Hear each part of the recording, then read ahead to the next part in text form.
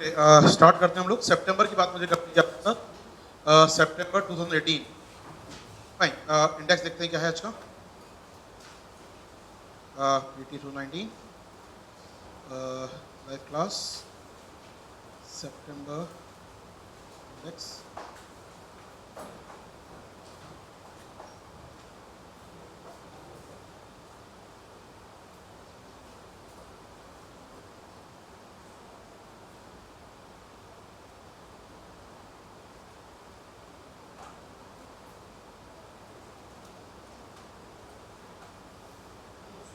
Okay, start करेंगे आपके साथ। पहला टॉपिक है ओ स्मार्ट मिशन।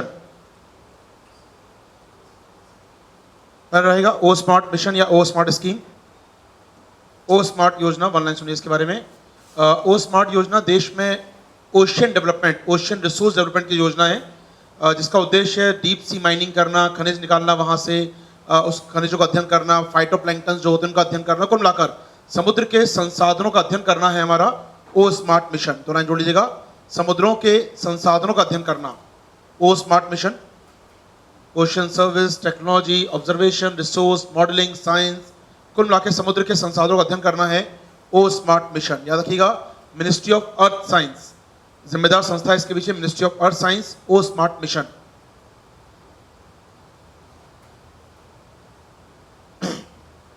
चलिए, इसमें याद रखिएगा लगभग 8 ऑब्जेक्टिव तय किए गए हैं, इसके 8 उद्देश्य तय किए गए हैं। जैसे नाम से पढ़ लीजिए एक बार।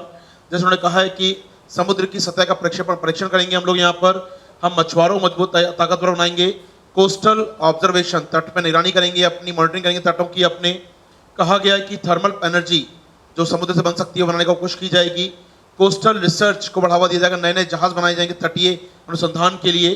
कहा गया है कि जो जीवित संसाधन है, मछलियाँ हैं, झींगा है, पॉन है, वहाँ पर जो जीवित चीज़ें हैं उन पर रिसर्च किया जाएगा, उनको खाने में काम लाया जाएगा। और डीप सी माइनिंग, गहरे समुद्रों में खनिज की खोज करेंगे। तो 8 मिशन है इसके अंदर। ओ स्मार्ट एक बड़ा कार्यक्रम है देश का, ओ स्मार्ट मिशन। तो बड़ा कार्यक्रम करेगा, समुद्र संबंधित सभी चीज जोड़ी जाएंगी ओ स्मार्ट मिशन में। सेकंड न्यूज बताते हैं आपके साथ। ओके, हेड बनाएंगे स्लेव ट्रेड, वन लाइन लिखेंगे स्लेव ट्रेड। स्लेव ट्रेड जानते हैं हम लोग, गुलामों की अगर व्यापार की बात करें जो होता था मिडाइवल टाइम में, अंग्रेजों द्वारा, यूरोपियन द्वारा स्लेव ट्रेड होता बड़े स्केल पर। तो स्लेव ट्रेड की याद में हम लोग मनाते हैं स्लेव डे, मनाते हैं अंतर्राष्ट्रीय स्तर पर। यूनाइटेड नेशन मनाता है international day for slave trade, हर साल मनाया जाता है अगस्त और सितंबर के महीनों में। ये इंपॉर्टेंट बात याद रखिएगा, यूएन का इंटरनेशनल डे इसलिए मनाया जाता है।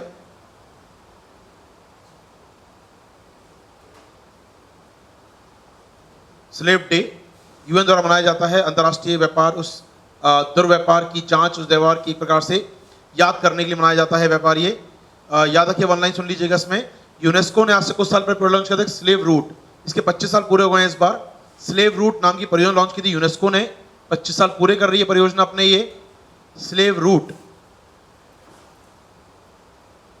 जिसमें पहचान करते हैं कि स्लेवरी के कारण क्या थे, क्या उसके परिणाम हुए, स्लेवरी के कौन कौन से नुकसान सामने आए दास्ता के, उसका अध्ययन करते हैं ये लोग स्लेव रूट या स्लेव रूट प्रोजेक्ट के तहत।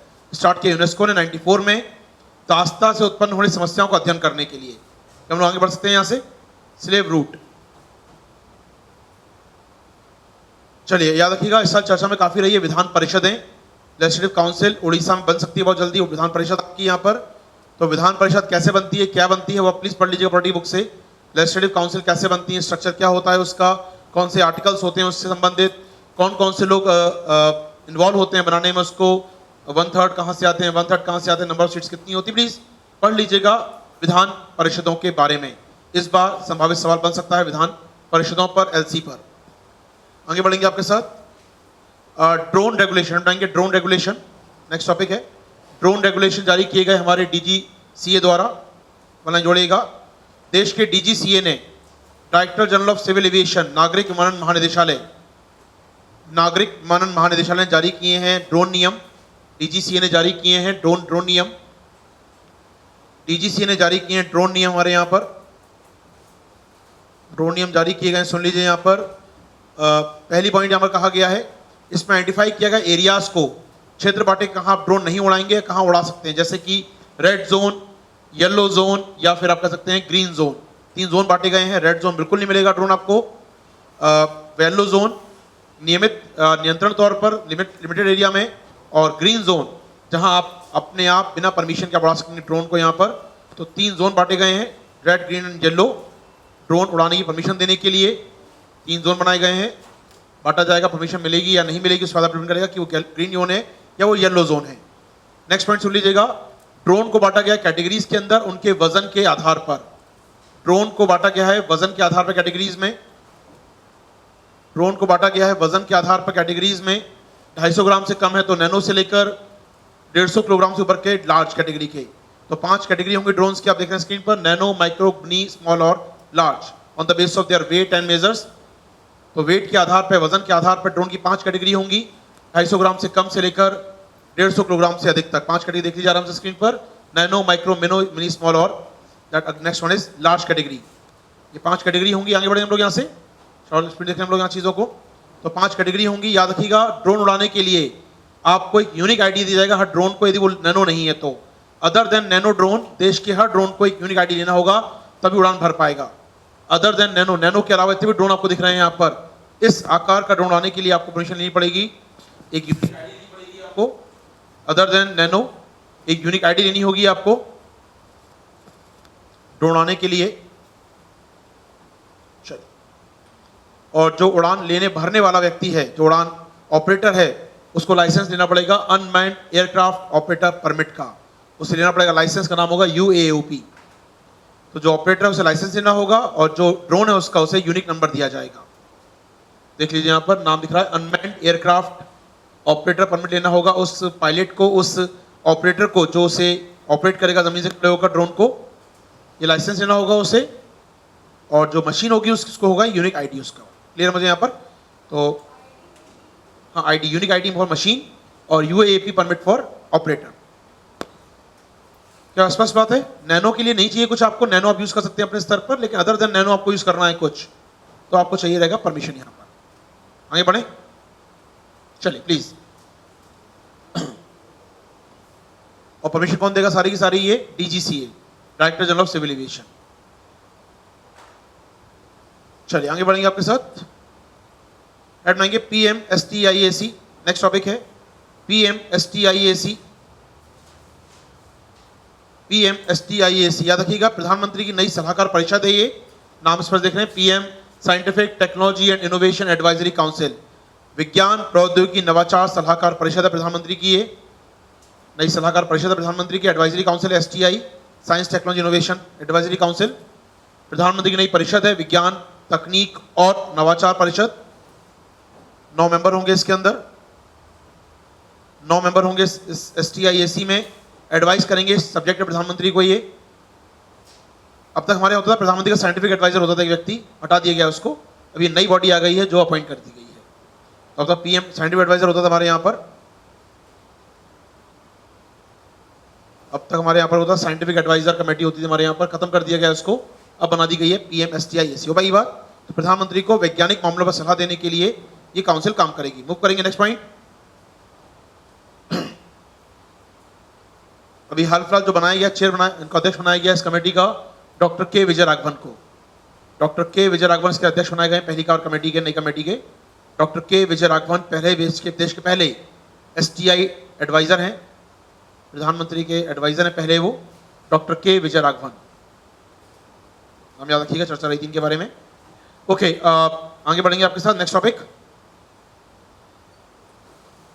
लॉ कमीशन ने कहा है कि जो सेडिशन चार्ज है, सेडिशन चार्ज यानी कि देशद्रोह जो है, उसे लगाया जाए, बहुत कम मामलों में लगाया जाए, उसे कम किया जाए और लिमिटेड मामलों किया जाए उसको यहाँ पर, और हो सके तो हटा दिया जाए उसको यहाँ पर। कहीं ना कहीं इनका मानना है कि सेक्शन 124A IPC में चर्चा होनी चाहिए, और लॉ कमीशन का मानना भी है इसे हटना चाहिए, जैसे थोड़ा सा आसान होना चाहिए। तो जो लगाए थे हर किसी व्यक्ति पे हम लोग 124A, वो नहीं लगना चाहिए। तो डिबेट हो रही है देश में, समय याद रखिएगा। पॉलिटिकल पार्टी एजेंडे में शामिल किया गया, मैनिफेस्टो में शामिल किया पॉलिटिकल पार्टी ने अपने से। तो लॉ कमीशन ने भी बात कही थी कि 124A को डाइल्यूट होना चाहिए। तो वही बात हम कह रहे हैं यहाँ पर, 124 डाइल्यूट होना चाहिए। लॉ कमीशन ने कई बात, सेम बात एक पॉलिटिकल पार्टी के मैनिफेस्टो में दिखती है हमको, वहाँ पर वो कहती है कि 124A को डाइल्यूट किया जाएगा। तो चर्चा हो रही है इंडिया में 124A का इंपॉर्टेंस अपने आप में। तो भाई ये बात हमारी यहाँ पर, 124A क्या है? सेडिशन चार्ज, देशद्रोह की धारा लगती है इस मामले में। आगे बढ़ेंगे आपके साथ।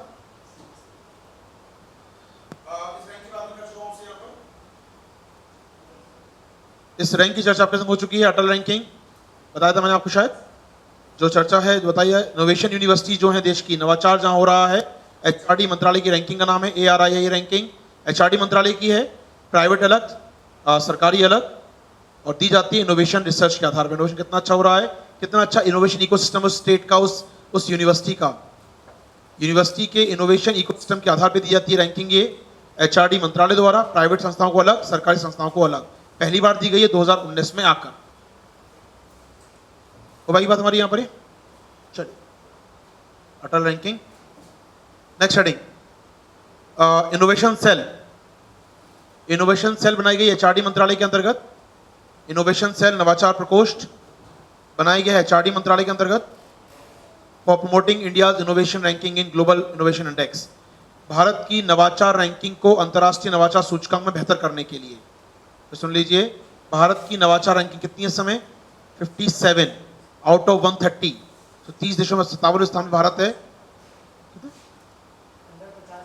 हाँ, अंडर 50 में टारगेट वो है। जो 30 देशों में 57 रैंकिंग इंडिया की है ग्लोबल इनोवेशन इंडेक्स में। ग्लोबल इनोवेशन इंडेक्स भारत की रैंक 57 है, उसे 50 के अंदर करने का लक्ष्य है हमारा यहाँ पर। नवाचार प्रकोष्ठ या इनोवेशन सेल का तो बनाई गई innovation cell under the ministry of HRD.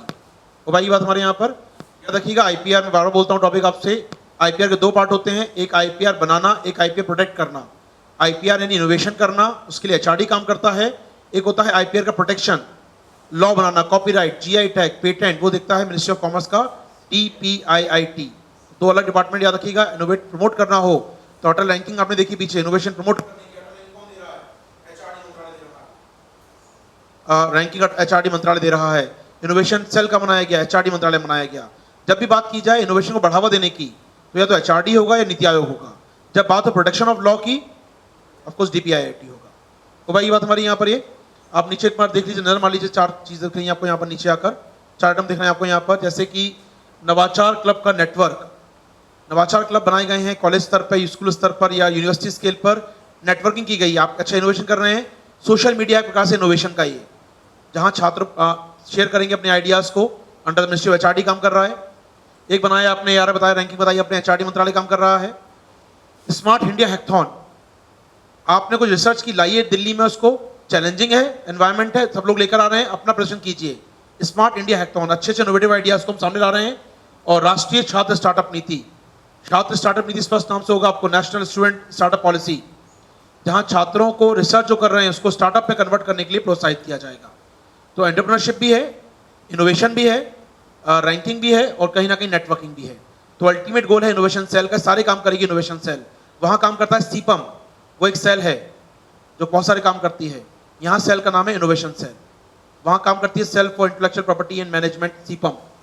इसके अधीन मिनिस्ट्री ऑफ कॉमर्स के अधीन सीपम, याद होगा, पढ़ा हम लोगों ने काफ़ी बार। सीपम एक डिपार्टमेंट है जो काम करता है मिनिस्ट्री ऑफ कॉमर्स के अधीन। ये इनोवेशन सेल है, ये काम करती है एचआरडी के अधीन। याद पाएंगे, मुझे लगता है क्वेश्चन जरूर निकलना चाहिए इस टॉपिक से। इस बार बहुत चर्चा रही है इनोवेशन, डिकेड बना खत्म हो रहा है इस साल हमारा, आप जानते होंगे। नवाचार दशक, इनोवेशन डिकेड चल रहा था देश में, कब से कब तक? 19 तक चलेगा, 10 साल का है, 10 से 19, 5 से 20 में खत्म हो जाएगा ये। तो अप्रैल से स्टार्ट होता है, अप्रैल 10 से 20 मार्च 20 तक चलेगा। इनोवेशन डिकेड चल रहा है इंडिया में ये। तो बहुत सारे प्रयास किए गए इनोवेशन के क्षेत्र में, तो काम आ सकता है। आगे बढ़ेंगे आपके प्लीज स्पीड मेरा। एचआरडी हेड बढ़ेंगे, नेक्स्ट पॉइंट, लखवार बहुउद्देशीय परियोजना। Next point heading, Lakhwar multipurpose project. Lakhwar multipurpose project Uttarakhand बन रहा है ये, यमुना नदी पर। उत्तराखंड में यमुना रिवर बन रहा है ये। लखवार बहुउद्देशीय परियोजना उत्तराखंड में यमुना नदी पर बन रहा है ये।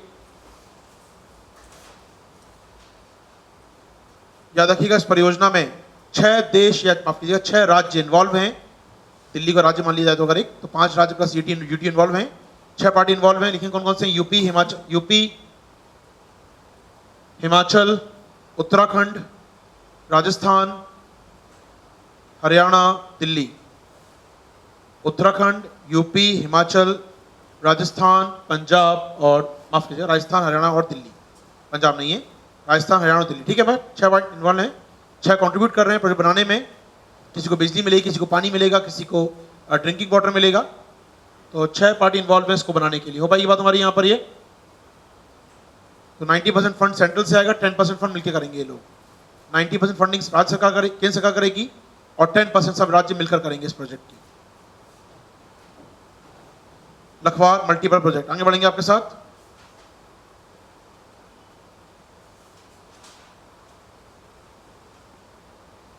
एक बार चर्चा मेरा टेक्निकल टेक्सटाइल, काफी चर्चा मेरा साल भर। क्या होता है ये टेक्निकल टेक्सटाइल? जिसका यूज, जिसका डिजाइन मैटर नहीं करता, इसका यूज, जिसका फंक्शन मैटर करता है। जैसे हमारे फायर ब्रिगेड के लोग पहनते हैं या हमारे सैनिक पहनते हैं, जो वर्दी, जो ड्रेस पॉइंट होती है उसका फंक्शन पॉइंट होता है, ना कि उसका डिजाइन पॉइंट होता है, नोन एज टेक्निकल टेक्सटाइल। कभी चर्चा रही देश में टेक्निकल टेक्सटाइल को बढ़ाने के लिए, तो पूछ सकता है टेक्निकल टेक्सटाइल क्या होते हैं। याद रखिएगा, टेक्निकल टेक्सटाइल ऐसे कपड़े जिनका डिजाइन पॉइंट, उसका क्वालिटी या उसका फंक्शनिंग इंपॉर्टेंट होती है, टेक्निकल टेक्सटाइल कहलाता है। चलिए, शेयर बायबैक जानते हैं हम, चर्चा में रहा लास्ट ईयर काफी। शेयर बायबैक क्या होता है? ये जब कोई कंपनी अपने ही शेयर मार्केट से बायबैक करती है। रिसेंटली एल&टी ने किया, इन्फोसिस ने किया, टीसीएस ने किया, काफी कंपनियों ने अपने शेयर बायबैक किए हैं इस साल। शेयर बायबैक करना, जब कोई कंपनी अपने ही शेयर को बायबैक करती है बाजार से, शेयर मार्केट से। मल्टीपल टाइम शेयर बायबैक किए गए इस साल। शेयर बायबैक करना, आगे बढ़ेंगे आपके साथ, जानते हैं इस बारे में लोग। लिक्विडिटी को रिड्यूस करता है। क्या होगा? मेरे पास पैसा कंपनी के पास था, कंपनी ने वापस किया, शेयर धारक को खरीद लिया शेयर, इन्वेस्टमेंट रिलीज कर दिया आपने, लिक्विडिटी बढ़ाएगा, मतलब पैसा बाजार में आ रहा है। वो एक अलग बात है, वो कंपनी पर अर्निंग शॉप होते हैं, अर्निंग पर शेयर, ईपीएस बोलते हैं भाषा में हम लोग, ईपीएस अर्निंग।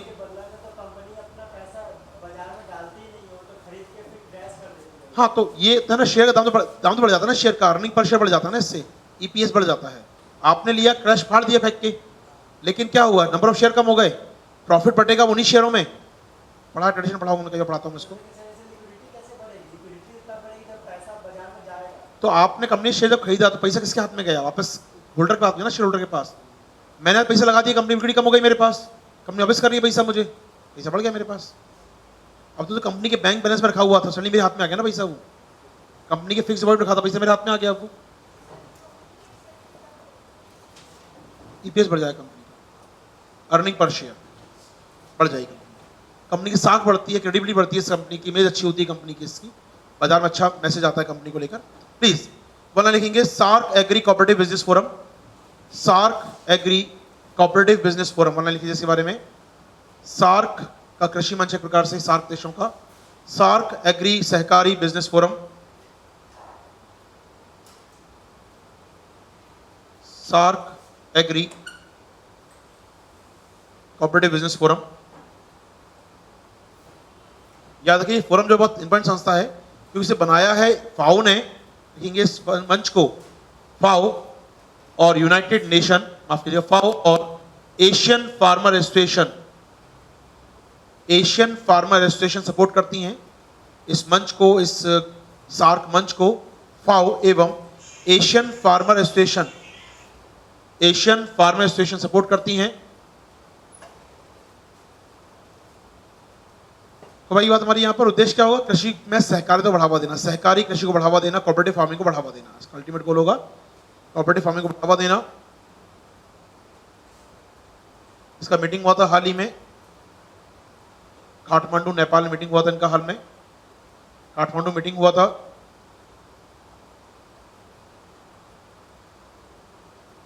ठीक है, याद रखिएगा, इस प्रकार की सहकारिता को बढ़ावा देने के लिए एक फंड बनाया गया अंतर्राष्ट्रीय स्तर पर, उसका नाम देख रहे हैं स्क्रीन पर, international fund for agriculture development. ये फंड मदद करता है किसानों की, सार्क देशों की कृषि को बढ़ावा देने के लिए। नाम लिख लीजिएगा, international fund for agriculture development. ये फंड बनाया गया है जो मदद करता है अंतर्राष्ट्रीय स्तर पर इस प्रकार के प्रोजेक्ट को चलाने में।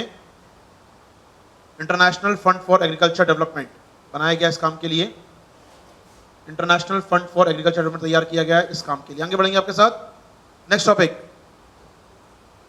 एक नाम लिख लीजिएगा नेक्स्ट टॉपिक के रूप में, नाम है मर्जुकी दार्शमान।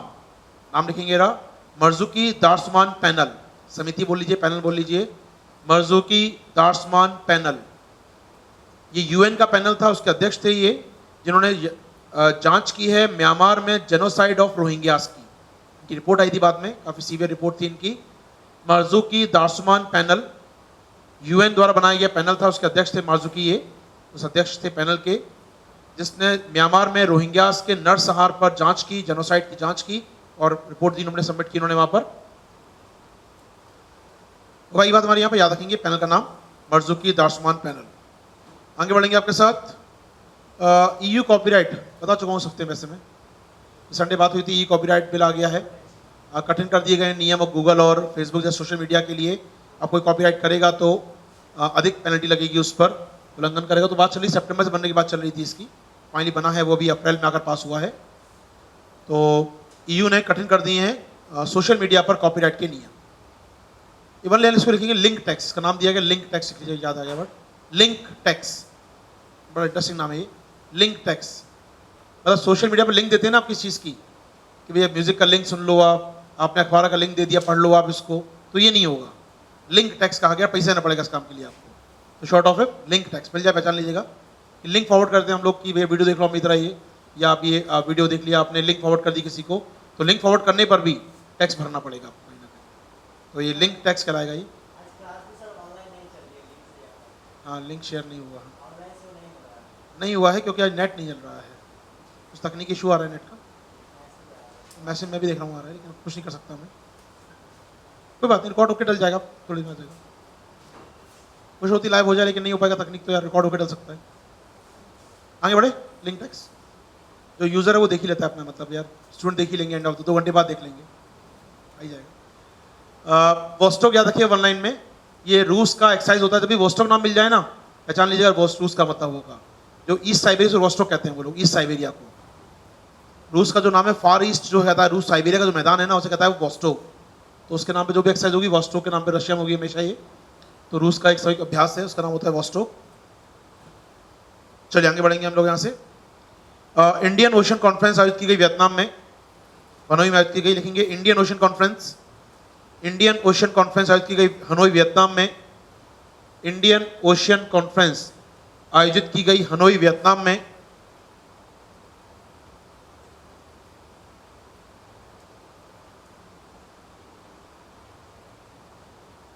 इंडियन ओशन कॉन्फ्रेंस आयोजित की गई वियतनाम में। ये तीसरा मीटिंग था इन देशों का। ये ऑफ कोर्स इंडिया की ये एक पहल पे तैयार किया गया इंडियन ओशन कॉन्फ्रेंस, भारत की इनिशिएटिव पे तैयार किया गया है। ये तीसरा मीटिंग था, ये बैक टू बैक इनका। ये पहले श्रीलंका में, सिंगापुर में हो चुका है, ये अभी वियतनाम में किया गया, वियतनाम में किया गया है। जैसे थिंक टैंक है, अपने मंच रखते हैं, हम कहते हैं ना, सुनता हूँ आप लोगों ने अपना ये होता है रायसीना डायलॉग होता है, अपना रायसीना डायलॉग होता है, या अपना शांघाई डायलॉग होता है अंतर्राष्ट्रीय स्तर पर। तो ऐसे थिंक टैंक है ये इंडियन ओशन कॉन्फ्रेंस। हिंद महासागर देश आते हैं इसके अंदर, अपनी चर्चा करते हैं, बातें कहते हैं। तो Singapore, Vietnam, Bangladesh, India, Myanmar, Sri Lanka mainly country हैं इसके अंदर। तीसरा मीटिंग था ये, 35 देश शामिल हो चुके हैं इसमें अब तक। तो भाई ये बात हमारी है। तो भारत का विदेश मंत्रालय सपोर्ट करता है इस कॉन्फ्रेंस को करने में, इंडियन ओशन कॉन्फ्रेंस। आगे बढ़ेंगे आपके साथ। नीलगिरी तहार याद होगा आपको, नीलगिरी तहार कहाँ मिलता है? ये तमिलनाडु, कर्नाटक, नीलगिरी पहाड़ियों पर मिलता है ये। एक मैं चाहूँगा राष्ट्रीय नेशनल पार्क याद रखिए इसके लिए, मुकुरुथी नेशनल पार्क नीलगिरी तहार के लिए फेमस है। नीलगिरी पहाड़ियों को शामिल करते हुए बना हुआ है मुकुरुथी नेशनल पार्क। मुकुरुथी नेशनल पार्क बना है नीलगिरी तहार के लिए फेमस। मुकुरुथी नेशनल पार्क बना है नीलगिरी तहार के लिए। मुकुरुथी नेशनल पार्क बना है नीलगिरी तहार का संरक्षण देता है एक प्रकार से। चलिए दोस्तों आगे बढ़ेंगे आपके साथ। नेक्स्ट हेडिंग तमिलनाडु में आता है, ठीक है। वो शोला है, उसका नाम है मुदियट्टू नहीं है, उसी से नाम कुछ उसका है, ये नहीं है, लेकिन वो शोला नेशनल पार्क कहते हैं हम लोग उसको। मेदियट्टू या मेदियट्टा, मेदियट्टा ऐसे नाम कुछ है उसका। तो ये मुकुरुथी अलग है, ये वो नहीं है, ये तमिलनाडु में आता है, ऊटी के आसपास का इलाका है ये ऊटी के आसपास का इलाका है ये। इंडेंजर्ड है ना, फाइन। आगे बढ़ेंगे आपके साथ। IUCN कन्वेंशन इसका इंडेंजर्ड है, नीलगिरी तहार का इंडेंजर्ड कैटेगरी में आता है ये। तमिलनाडु का स्टेट एनिमल है ये, तमिलनाडु का स्टेट एनिमल है ये। चलिए आगे बढ़ेंगे आपके साथ। भारत की राष्ट्रीय रेड प्लस स्ट्रेटजी, कुछ नहीं है खास, वन लाइन जोड़ लीजिए। भारत की राष्ट्रीय red plus strategy, red plus रणनीति, भारत की राष्ट्रीय रेड प्लस रणनीति, राष्ट्रीय रेड प्लस रणनीति। रेड प्लस जानते हैं हम लोग क्या होता है? तो नहीं, हम लोग कई बार सुन चुके हैं रेड प्लस, नए पेड़ लगाना, पुराने पेड़ ना काटना, रेड प्लस होता है। बाद में जारी की अपनी रणनीति, इंपॉर्टेंट बात है, इंपॉर्टेंट जारी किया है, किसने जारी की वो मेरे काम का, वो लिख लीजिए वन लाइन में। इस रणनीति को जारी किया है ISFRE ने, इसको लिख लीजिए कॉपी पर कहीं भी। इस रणनीति को तैयार किया है ISFRE ने, ICFRE ने तैयार किया। ICFRE, Indian council of forestry research and education Dehradun, तैयार किया है ICFRE ने, Indian council of forestry research and education.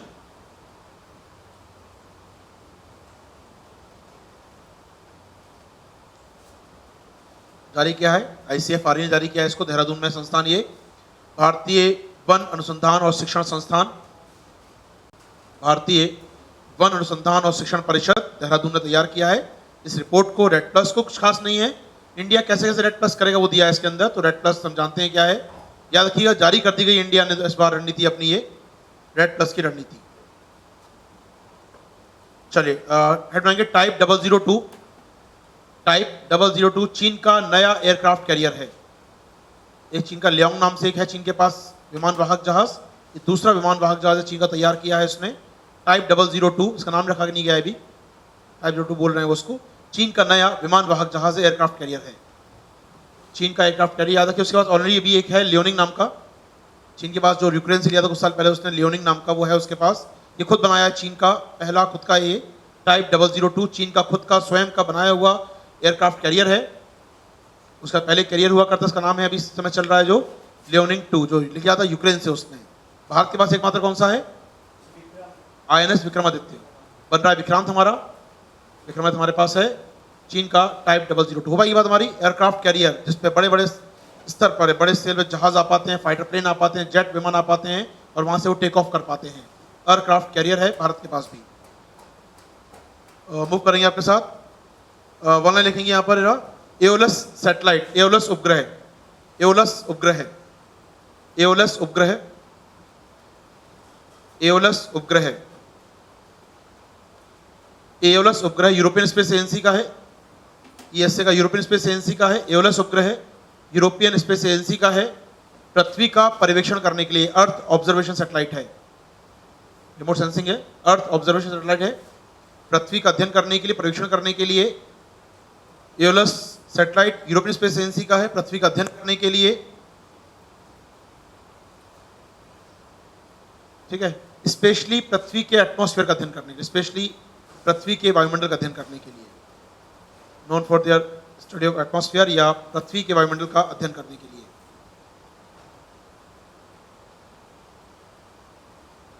Head बनाएंगे EU का हॉराइजन प्रोग्राम, जब से लास्ट लाइन नीचे लिखा हुआ है EU का हॉराइजन प्रोग्राम, हॉराइजन प्रोग्राम। एक न्यू हॉराइजन था नासा का, प्लूटो वाला, ये हॉराइजन है, केवल हॉराइजन है, EU का है, वैक्सीन मैन्युफैक्चरिंग का, टीका निर्माण का प्रोग्राम है, दुनिया की बीमारियों के लिए टीका निर्माण करता है उसके अधीन, वैक्सीन बनाते हैं उसके अधीन। यहाँ पर तो जोड़ लीजिएगा, ये EU का वैक्सीन निर्माण का प्रोग्राम है, वैक्सीन मैन्युफैक्चरिंग का प्रोग्राम है, ये नए टीके रिसर्च करते हैं वो लोग, और सहयोग करेगा डिपार्टमेंट ऑफ बायोटेक, भारत का बायोटेक डिपार्टमेंट सहयोग करेगा EU की, यहाँ पर जोड़ लीजिएगा, भारत का बायोटेक डिपार्टमेंट EU की मदद करेगा, EU का सहयोग करेगा इस सेक्टर में। भारत का बायोटेक डिपार्टमेंट EU की मदद करेगा, सहयोग करेगा वैक्सीन निर्माण में, वैक्सीन रिसर्च में। बहुत सारे इन्फ्लुएंजा वैक्सीन होते हैं, H1N1, H5N1, H3N3, उन सब आ जाएंगे इसके अंदर। सभी प्रकार के इन्फ्लुएंजा वैक्सीन की खोज करेगा EU प्लस भारत का बायोटेक डिपार्टमेंट। प्रोजेक्ट का नाम होगा हॉराइजन 2020, पूरा नाम इसका पर्टिकुलर हॉराइजन 2020। आगे बढ़े हम लोग, न्यू हॉराइजन अलग है, हॉराइजन अलग है। एक मिशन है कॉपरनिकस, सुना है कॉपरनिकस? क्या है? EU का है, वो स्पेस का मिशन है, उसमें इंडिया कोलैबोरेट कर रहा है, इसरो डेटा देगा और कॉपरनिकस से लेगा। तो इंडिया EU पार्टनरशिप में जब आंसर लिखेंगे मेंस में, ये बहुत काम आती है चीज़ें, छोटे फैक्ट्स होते हैं जो आपको बताते हैं कि इंडिया EU पार्टनरशिप कितनी क्लोज है, साइंटिफिक स्तर पर हम कितना अच्छा काम कर रहे हैं, वैक्सीनेशन पर, स्पेस में, न्यूक्लियर में, ग्लोबल पीस में, UN सिक्योरिटी काउंसिल में। बहुत अच्छा लगता है, पॉइंट्स, नए पॉइंट्स होते हैं हमेशा एग्जाम में आपके लिखने के लिए आपके पास। आगे बढ़े, चलिए नेक्स्ट टॉपिक, हिग्स बोसोन जानते हैं हम लोग। ओके, वन लाइन सुन लीजिए, ये बड़ी डिस्कवरी तो नहीं है, प्रूव नहीं हो पाई, थ्योरी केवल है एक प्रकार से। हिग्स बोसोन जब जानते हैं क्या होता है, मैं चर्चा नहीं कर रहा हूँ यहाँ पर। हिग्स बोसोन एक फील्ड होती है, लेकिन अभी हम देखें आसपास फील्ड नहीं है हमारे पास हिग्स बोसोन। वो हमने जनरेट करके देखी क्या होता है, कैसे बनी होगी वो, उसका नष्ट हो जाती है वो। तो वैज्ञानिक ये खोज रहे थे, हिग्स बोसोन बना और वो कन्वर्ट हो गया किसी और में, किस में कन्वर्ट हुआ वो। तो फाइनली वो इस निष्कर्ष पे आए हैं कि हिग्स बोसोन बनता है, फील्ड क्रिएट करता है, दूसरों के मास को एनहेंस करता है और कुछ देर बाद खुद कन्वर्ट हो जाता है वो किसके अंदर, बॉटम क्वार्क के अंदर। क्वार्क के जो 6 प्रकार होते हैं, top quark, bottom quark, up and down quark, तो बॉटम क्वार्क बन जाता है वो। हिग्स बोसोन कन्वर्ट होता है अंतिम रूप से किसमें, bottom quark. Higgs boson stable field नहीं है, बनती है, कन्वर्ट करती है मास को, खुद कन्वर्ट हो जाती है लास्ट में आकर वो बॉटम क्वार्क में। तो लास्ट लाइन लिख लीजिए, कहीं भी पूछेगा नहीं, थ्योरी है, पूछ नहीं सकता, लेकिन लिख लीजिए। फिर भी वैज्ञानिकों का अनुमान है कि मानना है कि हिग्स बोसोन अंततः बॉटम क्वार्क में कन्वर्ट हो जाता है। हिग्स बोसोन अंततः बॉटम क्वार्क में कन्वर्ट हो जाता है। बॉटम क्वार्क, क्वार्क के 6 प्रकार होते हैं, प्लीज पढ़ लीजिएगा, ट्रेडिशनल नोट्स में लिखा होगा, साइंस टेक के नोट्स आपके पास होंगे, उसमें लिखा होगा लाइन। 6 प्रकार के, up, down, top, bottom, charm और क्या था एक और, बॉटम 6 प्रकार के, 4, ठीक, 6 प्रकार क्वार्क होते हैं। उसमें से होता है बॉटम क्वार्क, वो काम का रहेगा आपके लिए। अब bottom top and charm and strange, charm and strange, charm and strange quark होता है, चार्म एंड स्ट्रेंज। आगे बढ़ेंगे आपके साथ, तो बॉटम क्वार्क में होता है हिग्स बोसोन। आगे बढ़ेंगे, प्रोजेक्ट नवलेखा, वन लाइन, प्रोजेक्ट नवलेखा। क्या है नवलेखा? गूगल का है, एआई को बढ़ावा देने का प्रोजेक्ट है, एआई प्रोजेक्ट है गूगल का ये, जिससे भारतीय भाषाओं का प्रयोग बढ़ सके, इंडियन लैंग्वेज की राइटिंग बढ़ सके। गूगल का एआई प्रोजेक्ट है, प्रोजेक्ट नवलेखा, भारतीय भाषाओं पर लेखन को बढ़ावा देने के लिए, promotion of Indian language writing, promotion of Indian language writing या भारतीय भाषाओं पर लेखन को बढ़ावा देने के लिए।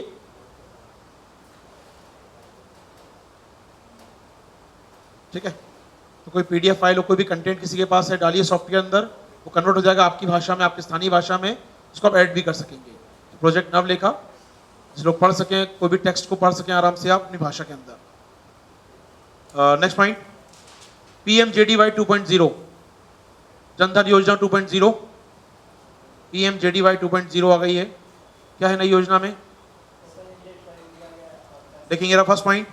पहली बात इसमें कहा गया था लिमिटेड टाइम के लिए थी, अभी ओपन टाइम हमेशा के लिए कर दी गई, परमानेंट कर दी गई है। फर्स्ट पॉइंट लिखने स्पीड में, ये अब अनंत या लंबे समय में बढ़ा दी गई है, नॉन डिफाइंड टाइम के लिए बढ़ा दी गई है। पहले सीमित अवस्था के लिए थी, समय के लिए थी, अब ये नॉन डिफाइंड टाइम के लिए कर दी गई है, यानी समय सीमा हटा दी गई है। अल्टीमेट गोल क्या है इसका, हर व्यक्ति खाता, पहले था account in every family, now account in every person. तो हर व्यक्ति खाता खोला जाएगा, ये कहा गया इसके अंदर, हर व्यक्ति खाता खोला जाएगा, अकाउंट एवरी पर्सन खोलने की बात कही गई है। नेक्स्ट पॉइंट, ओवर ड्राफ्टिंग, जो पहले 5,000 की होती थी, अब वो बढ़ाकर 10,000 कर दी गई है। आपके अकाउंट में पैसा है नहीं है, आप ओवर ड्राफ्ट कर सकते 10,000 रुपए का, पहले 5,000 की सीमा थी, अब हो गई है 10,000 की। निकाला किसी ने 5,000 से ओवर ड्राफ्ट किया है, होता है क्या? कोई जांचना है एक्चुअली, कोई मिला नहीं आज तक मुझे ओवर ड्राफ्ट किया हो, कहते हैं सर होता ही नहीं है यहाँ पर, कोई कंडीशन, कभी कुछ कंडीशन हो जाती है, वॉट एवर होता होगा, मानते हम सरकार की। तो 10,000 की ओवर ड्राफ्टिंग अकाउंट में ना होने पर भी आप 10,000 का ड्राफ्टिंग कर पाएंगे। इसके अलावा याद रखिएगा, आगे बैठे हम लोग काम का है हमारे लिए, इंश्योरेंस या जो रुपए काट, माफ कीजिएगा, दुर्घटना बीमा कवर जो होगा बढ़ाकर 2 लाख कर दिया गया, यानी एक्सीडेंट होने पर पीएमजेडीवाई अकाउंट में 2 लाख आपको दिया जाएगा, परिवार को दिया जाएगा। तो दुर्घटना बीमा किया गया 2 लाख रुपए का, पहले 1 लाख रुपए का था बीमा इंश्योरेंस, अब वो 2 लाख का कर दिया गया है। दुर्घटना होने पर 2 लाख का बीमा दिया जाएगा।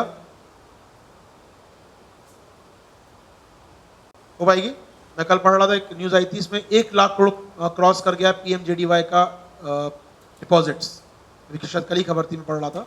पीएमजेडीवाई का डिपॉजिट सिर्फ 21 करोड़ अकाउंट खोले गए हैं, 25 करोड़ अकाउंट खोले गए हैं, जमा हो गई ये राशि 1 लाख करोड़, बड़ा अमाउंट होता है अपने आप में। तो एक छोटी छोटी सेविंग थी जो घरों में पड़ी हुई थी या लोगों के पास रखी हुई थी, बैंक तक पहुंच गई है अब, और लगभग 1 लाख करोड़ अमाउंट क्रॉस कर गया है जेडीवाई का। कुछ दिनों पहले जो मैं पढ़ा था यूज ये, तब लगभग हमारे पास अमाउंट पहुंच गया था, उस समय ये 81,000 हो गया था सितंबर महीने में ये। तो अब 6-7 महीने गुजर गए इस बात को, तो 1 लाख करोड़ क्रॉस कर गया इस महीने आकर, ये 1 लाख करोड़ क्रॉस कर गया है पीएमजेडीवाई का अकाउंट, या 25 करोड़ अकाउंट खुले लगभग। 1 लाख करोड़ की जमा राशि जमा हुई है। आगे बढ़ेंगे आपके साथ प्लीज। इसको कुछ और नहीं करना है हमको, चलिए फाइन। बनाएंगे CSS IDWH, CSS IDWH, CSS IDWH, central sponsored scheme वन्य जीव प्राकृतिक वास से integrated wild life habitat. CSS IDWH सुना होगा एक बार नाम आपने। केंद्र प्रायोजित योजना है CSS, सेंट्रल स्पॉन्सर्ड स्कीम वन्य जीव प्राकृतिक वास integrated wild life habitat scheme. क्या है स्कीम बता दीजिए। इस योजना के तहत जो हमारे टाइगर हैं या हमारे जो राइनोसोर्स हैं, गैंडे हैं या अन्य जीव जो हैं, उनके प्राकृतिक आवासों का संरक्षण किया जाता है, protection of their natural habitat. देखिएगा, इस योजना के तहत हाथी, बाघ और अन्य जीवों के प्राकृतिक आवासों का संरक्षण किया जाता है, protection of their natural habitat of tigers, elephant and other type of any wild life. Tiger, हाथी या अन्य प्रकार के वन्य जीवों के प्राकृतिक आवासों का संरक्षण होता है इस स्कीम के तहत। आपको याद होगा इस साल में फरवरी में पढ़ा होगा आपने, बाद में जाकर जोड़ दिया गया किसको इसमें, अब नाम से जुड़ गया है लॉयन के नाम से। तो जो लॉयन चालू किया गया भी हाल में हम लोगों ने वो जोड़ दिया यहाँ पर आकर, लॉयन भी आ गया, राइनोसोर भी आ गया यहाँ पर अब, तो गैंडे का भी अलग से बना दिया है, शेर का बना दिया अलग से। तो पहले जो 3 भाग हुआ करते थे, 3 पार्ट थे, प्रोजेक्ट टाइगर, प्रोजेक्ट एलिफेंट और अन्य जीव। अब शेर भी हैं इसके अंदर और गैंडे भी आ गए इसके अंदर। क्या बात स्पष्ट है मेरी आपको। यहाँ पर CSS IDWH एक्सटेंड किया गया। चलिए आगे बढ़ेंगे। कृष्णा कुटीर, 1 लाइन। कृष्णा कुटीर मथुरा में रहने विधवाओं के लिए बनाया गया आवास, बनाए गए हॉस्टल, बनाए गए स्वधार गृह योजना। कृष्णा कुटीर मथुरा में रहने वाली विधवाओं के लिए बनाए गए ये स्पेशल घर हैं, विशेष घर हैं जो बनाए हैं महिला बाल विकास मंत्रालय ने स्वधार गृह योजना के तहत। फिर सुन लीजिए, कृष्णा कुटीर मथुरा की विधवा महिलाओं के लिए बनाए गए विशेष घर, मंत्रालय है महिला बाल विकास, वुमेन एंड चाइल्ड, और योजना का नाम है स्वधार गृह योजना। स्वधार गृह योजना के तहत बनाए गए ये घर, स्वधार गृह योजना बनाए गए घर हैं ये, स्वधार गृह योजना बनाए गए घर हैं ये।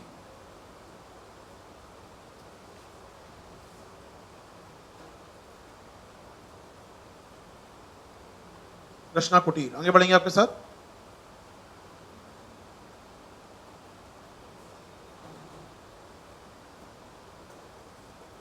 गांधी जीज नई तालीम, गांधी जीज नई तालीम, गांधी जीज नई तालीम पूरा लिखेंगे, गांधी जीज, गांधी जी की नई तालीम कर लीजिए तो गांधी जी की नई तालीम। HRD मंत्रालय का इनिशिएटिव है, HRD मंत्रालय का पहल है, HRD मंत्रालय की पहल है ये।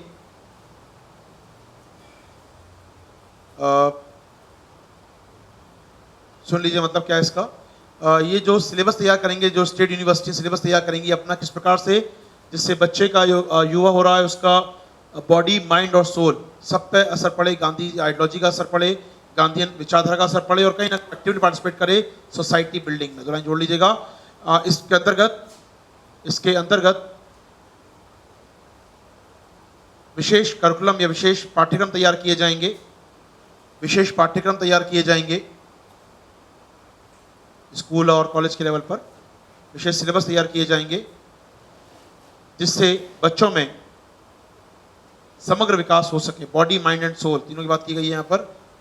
Head, hand and heart, head, head and heart, S3 बोलते हैं भाषा में। Hand, head and heart, body, mind and soul.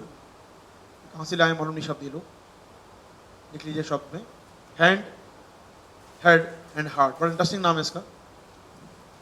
इसमें आर्ट भी सिखाएंगे उनको, उनका ब्रेन डेवलप भी करेंगे और उनको अच्छा इंसान ही बनाएंगे।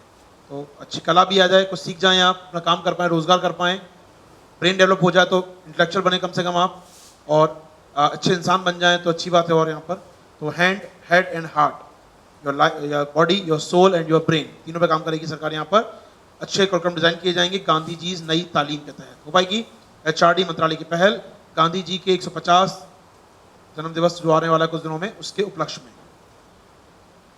आगे बढ़ेंगे आपके साथ। भारत के वीर पहल, भारत के वीर,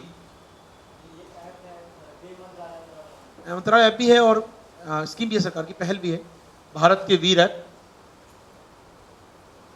भारत के वीर, जिसके तहत जो पैरामिलिट्री फोर्सेज होती हैं हमारी, उनके जवान शहीद हो जाते हैं, उन तक सहायता पहुंचाना, उन तक असिस्टेंस पहुंचाना। भारत के वीर एक पहल है जिसके जरिए पैरामिलिट्री फोर्सेस के शहीद जवानों तक सहायता पहुंचाई जाएगी। पैरामिलिट्री फोर्सेस के शहीद जवानों तक, या शहीद ना कहा जाए, शहीद का मिलता नहीं, हालांकि उनको जो जवान मारे गए हैं वॉर के दौरान या जंग के दौरान, उन जवानों तक सहायता पहुंचाई जाए।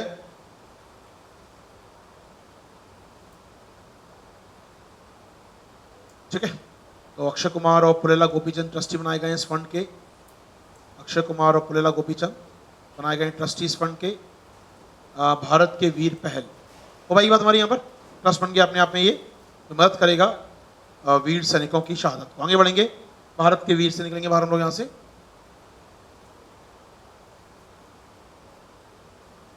पीसा याद है, पीसा क्या है? ऑनलाइन सुन लीजिए, पीसा देखिएगा, ये ओईसीडी देशों का पहल है। ओईसीडी देशों की पहल है पीसा। पीसा ओईसीडी देशों की पहल है।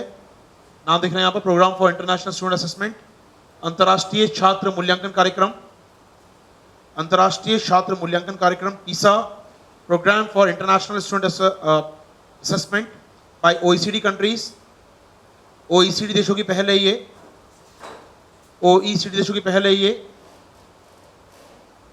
कॉन्सेप्ट क्या है इसका, बता दूं मैं आपको यहाँ पर। दुनिया भर के छात्र अलग स्कूलों में पढ़ते हैं, उनका मूल्यांकन करना कि वहाँ पर एजुकेशन का स्तर क्या है। भारत से अलग हो गया था कुछ साल पहले, हर 3 साल में टेस्ट कराते हैं ये लोग, पीसा वाले, हर 3 साल में टेस्ट होता है। ये बात अलग हो गया था इस टेस्ट से। भारत ने कहा था कि जब टेस्ट कराते हैं उसका स्तर काफ़ी हार्ड होता है, हमारे बच्चे कॉम्पीट नहीं कर पाएंगे उसमें, हमारा स्तर अलग है, हमारा स्किल अलग है, हमारा कल्चर अलग है। वो नहीं जानते शेक्सपियर ने क्या लिखा होगा, हम जानते कालिदास ने क्या लिखा होगा, तो हमारा स्किल अलग है, तो कंपेयर नहीं करेंगे, आपके टेस्ट नहीं बात करेंगे हम लोग। हमारे ऑनलाइन टेस्ट नहीं होता, हमारे बच्चे आज भी कॉपी में लिखते हैं आंसर को, तो टेस्ट देने का तरीका, टेस्ट का कंटेंट, टेस्ट का करिकुलम अलग है आपका, हमारा अलग है, हम कंपेयर नहीं कर सकते हैं। तो बहुत अलग हो गया कुछ साल पहले। अब पीसा फिर एग्री हो गया भारत की शर्तों पर। अब भारत विशेष टेस्ट दिया जाएगा, स्पेसिफिक होगा इंडिया का टेस्ट। अब तो इंडिया 2021 से फिर पार्टिसिपेट करेगा पीसा में। लास्ट जब टाइम हुआ था 2015 में, तब इंडिया की रैंक देखना कितनी थी, 74 कंट्रीज में 72 रैंक थी, तो बहुत खराब रैंक थी इंडिया की यहाँ पर। तो बात अलग हो गया था, बॉयकॉट कर दिया भारत ने इसका। अब दोबारा पार्टिसिपेट करेगा 2021 में जाके भारत। तो बात ने कहा है वो 21 में पार्टिसिपेट करेगा। पीसा का समिट होगा, जो पीसा का टेस्ट होगा, जो याद रखिए पीसा का टेस्ट दे सकते हैं केवल 15 साल के बच्चे, 15 साल के बच्चे देते हैं पीसा टेस्ट को, स्कूली बच्चे होते हैं जो। याद रख पाएंगे पीसा? अलग हो गया था पीसा से कुछ साल पहले भारत, अब नए अपनी शर्तों पर और नई शर्तों पर पीसा में फिर शामिल होगा। आगे बढ़ेंगे, सुप्रीम कोर्ट ने होमोसेक्सुअलिटी को डिक्रिमिनलाइज घोषित कर दिया फाइनली। कॉन्स्टिट्यूशन बेंच ने समलैंगिकता को गैर अपराध घोषित कर दिया फाइनली। तो केस सुना ही होगा आप लोगों ने, मैं सीधा आगे बढ़ता हूँ यहाँ पर।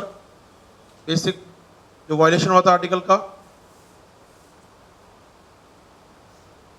आर्टिकल 14, आर्टिकल 15, आर्टिकल 21 वायलेशन हुआ था यहाँ पर कहीं ना कहीं। कोर्ट ने डिक्रिमिनलाइज कर दिया यहाँ पर सेक्शन 377 के उस पार्ट को जिसमें होमोसेक्सुअलिटी को अपराध माना गया था। बाकी अपराध, बाकी चीजें रहेंगी वहाँ पर ऐसी, लेकिन उस पार्ट को हटा दिया है। तो होमोसेक्सुअल अपराध मानने से मना कर दिया सुप्रीम कोर्ट ने।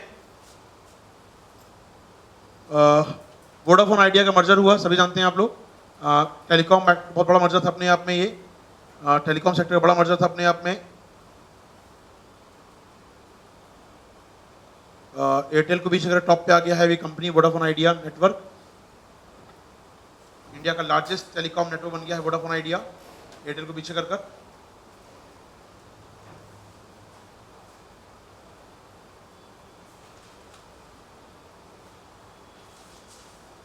वाला लिखेंगे कॉफी कृषि थरंगा, कॉफी कृषि थरंगा, कॉफी कृषि थरंगा।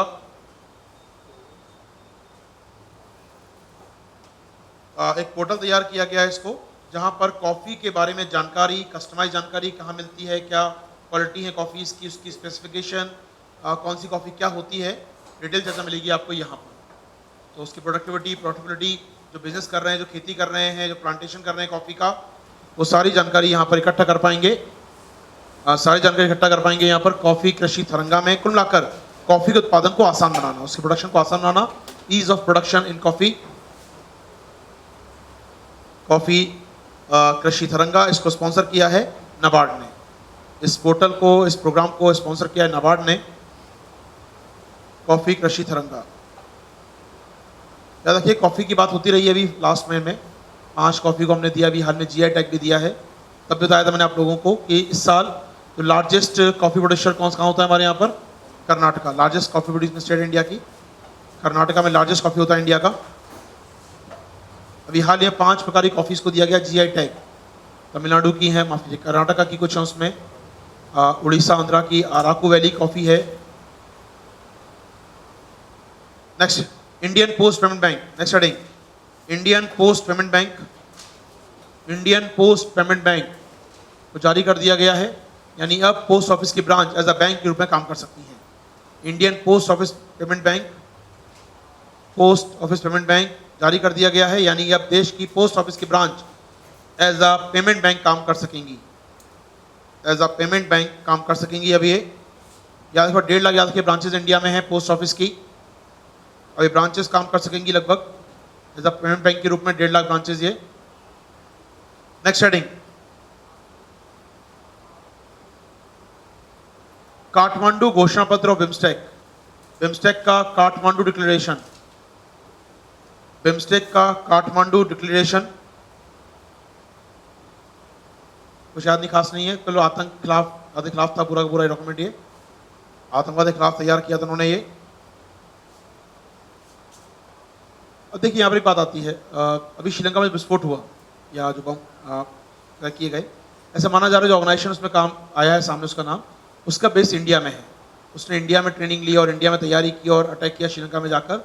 तो जब हम ऐसे घोषणा पढ़ते हैं आपके साथ, तो यहाँ बार बार लिखा जाता है कि अपनी ज़मीन का प्रयोग नहीं होने देंगे हम लोग दूसरे के खिलाफ, अपनी टेरिटरी का प्रयोग नहीं होने देंगे हम दूसरे के खिलाफ। तो इंडिया यहाँ पर फंस जाता है इस जगह पर आकर। आपकी टेरिटरी का प्रयोग किया उन्होंने तैयारी करने के लिए और लॉन्च करने के लिए अटैक को वहाँ पर, या फिर कुछ दिनों पहले भी अटैक हुए इस प्रकार के, जहाँ नॉर्थ ईस्ट में देखें हम लोग या कहीं और देखें हम लोग, तो ये चीज़ें देखने में आई हैं। या फिर पश्चिम बंगाल में देखा हम लोगों ने, जमात इस्लामी का बेस बना रखा वर्धमान में, उन्होंने वहाँ से अटैक करते पश्चिम बंगाल में बांग्लादेश में जाकर वो लोग। तो ये जो बना हुआ बेस है, तो तोड़ना होगा, तभी आप काठमांडू डिक्लेरेशन जैसे घोषणा पत्रों की रियल जो एसेंस है उसको प्राप्त कर पाएंगे। ये आप कहते हैं भले ही कि आप सेंचुरी देंगे टेररिस्ट को या जगह नहीं देंगे, यहाँ पर ज़रूरी क्या है, अपना पास नेटवर्क उसको डिस्ट्रॉय कीजिए। पहले आपको संगठन है उसको डिस्ट्रॉय करना पड़ेगा, तब काम कर पाएंगे बिम्स्टेक के अंदर। आप लोग याद रखिएगा, Kathmandu declaration of BIMSTEC against terrorism in south Asia, तुम लोग के आतंकवाद के खिलाफ था ये। चलिए आगे बढ़ेंगे स्पीड में आपके साथ। बिम्स्टेक का कौन सा नंबर मीटिंग था ये चौथा मीटिंग था याद रखिए बिम्स्टेक का। अब तक 4 मीटिंग हो चुके बिम्स्टेक के, थाईलैंड में, इंडिया में, म्यांमार में और फिर नेपाल में। अब होगा अगला वाला श्रीलंका में 5वां मीटिंग इसका। तो 4 मीटिंग हो चुके हैं इसके बिम्स्टेक के आज तक। 4 मिनिस्ट्रियल 4 अध्यक्ष स्तर की मुलाकात हो चुकी हैं, समिट लेवल हो चुका है थाईलैंड, इंडिया, म्यांमार और नेपाल में, याद रखिएगा। अब होगा श्रीलंका में इसका। आगे बढ़ेंगे, चलिए please.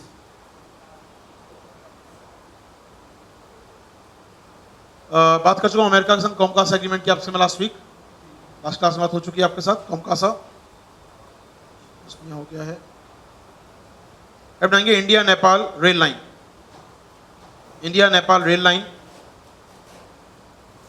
India Nepal rail line सुन लीजिए यहाँ पर क्या है। यहाँ भारत रेल लाइन बिछा रहा है नेपाल के बॉर्डर पर। मैं चाहूँगा लोकेशन लिख लीजिए, कौन कौन सी लोकेशन काम की है आपके लिए।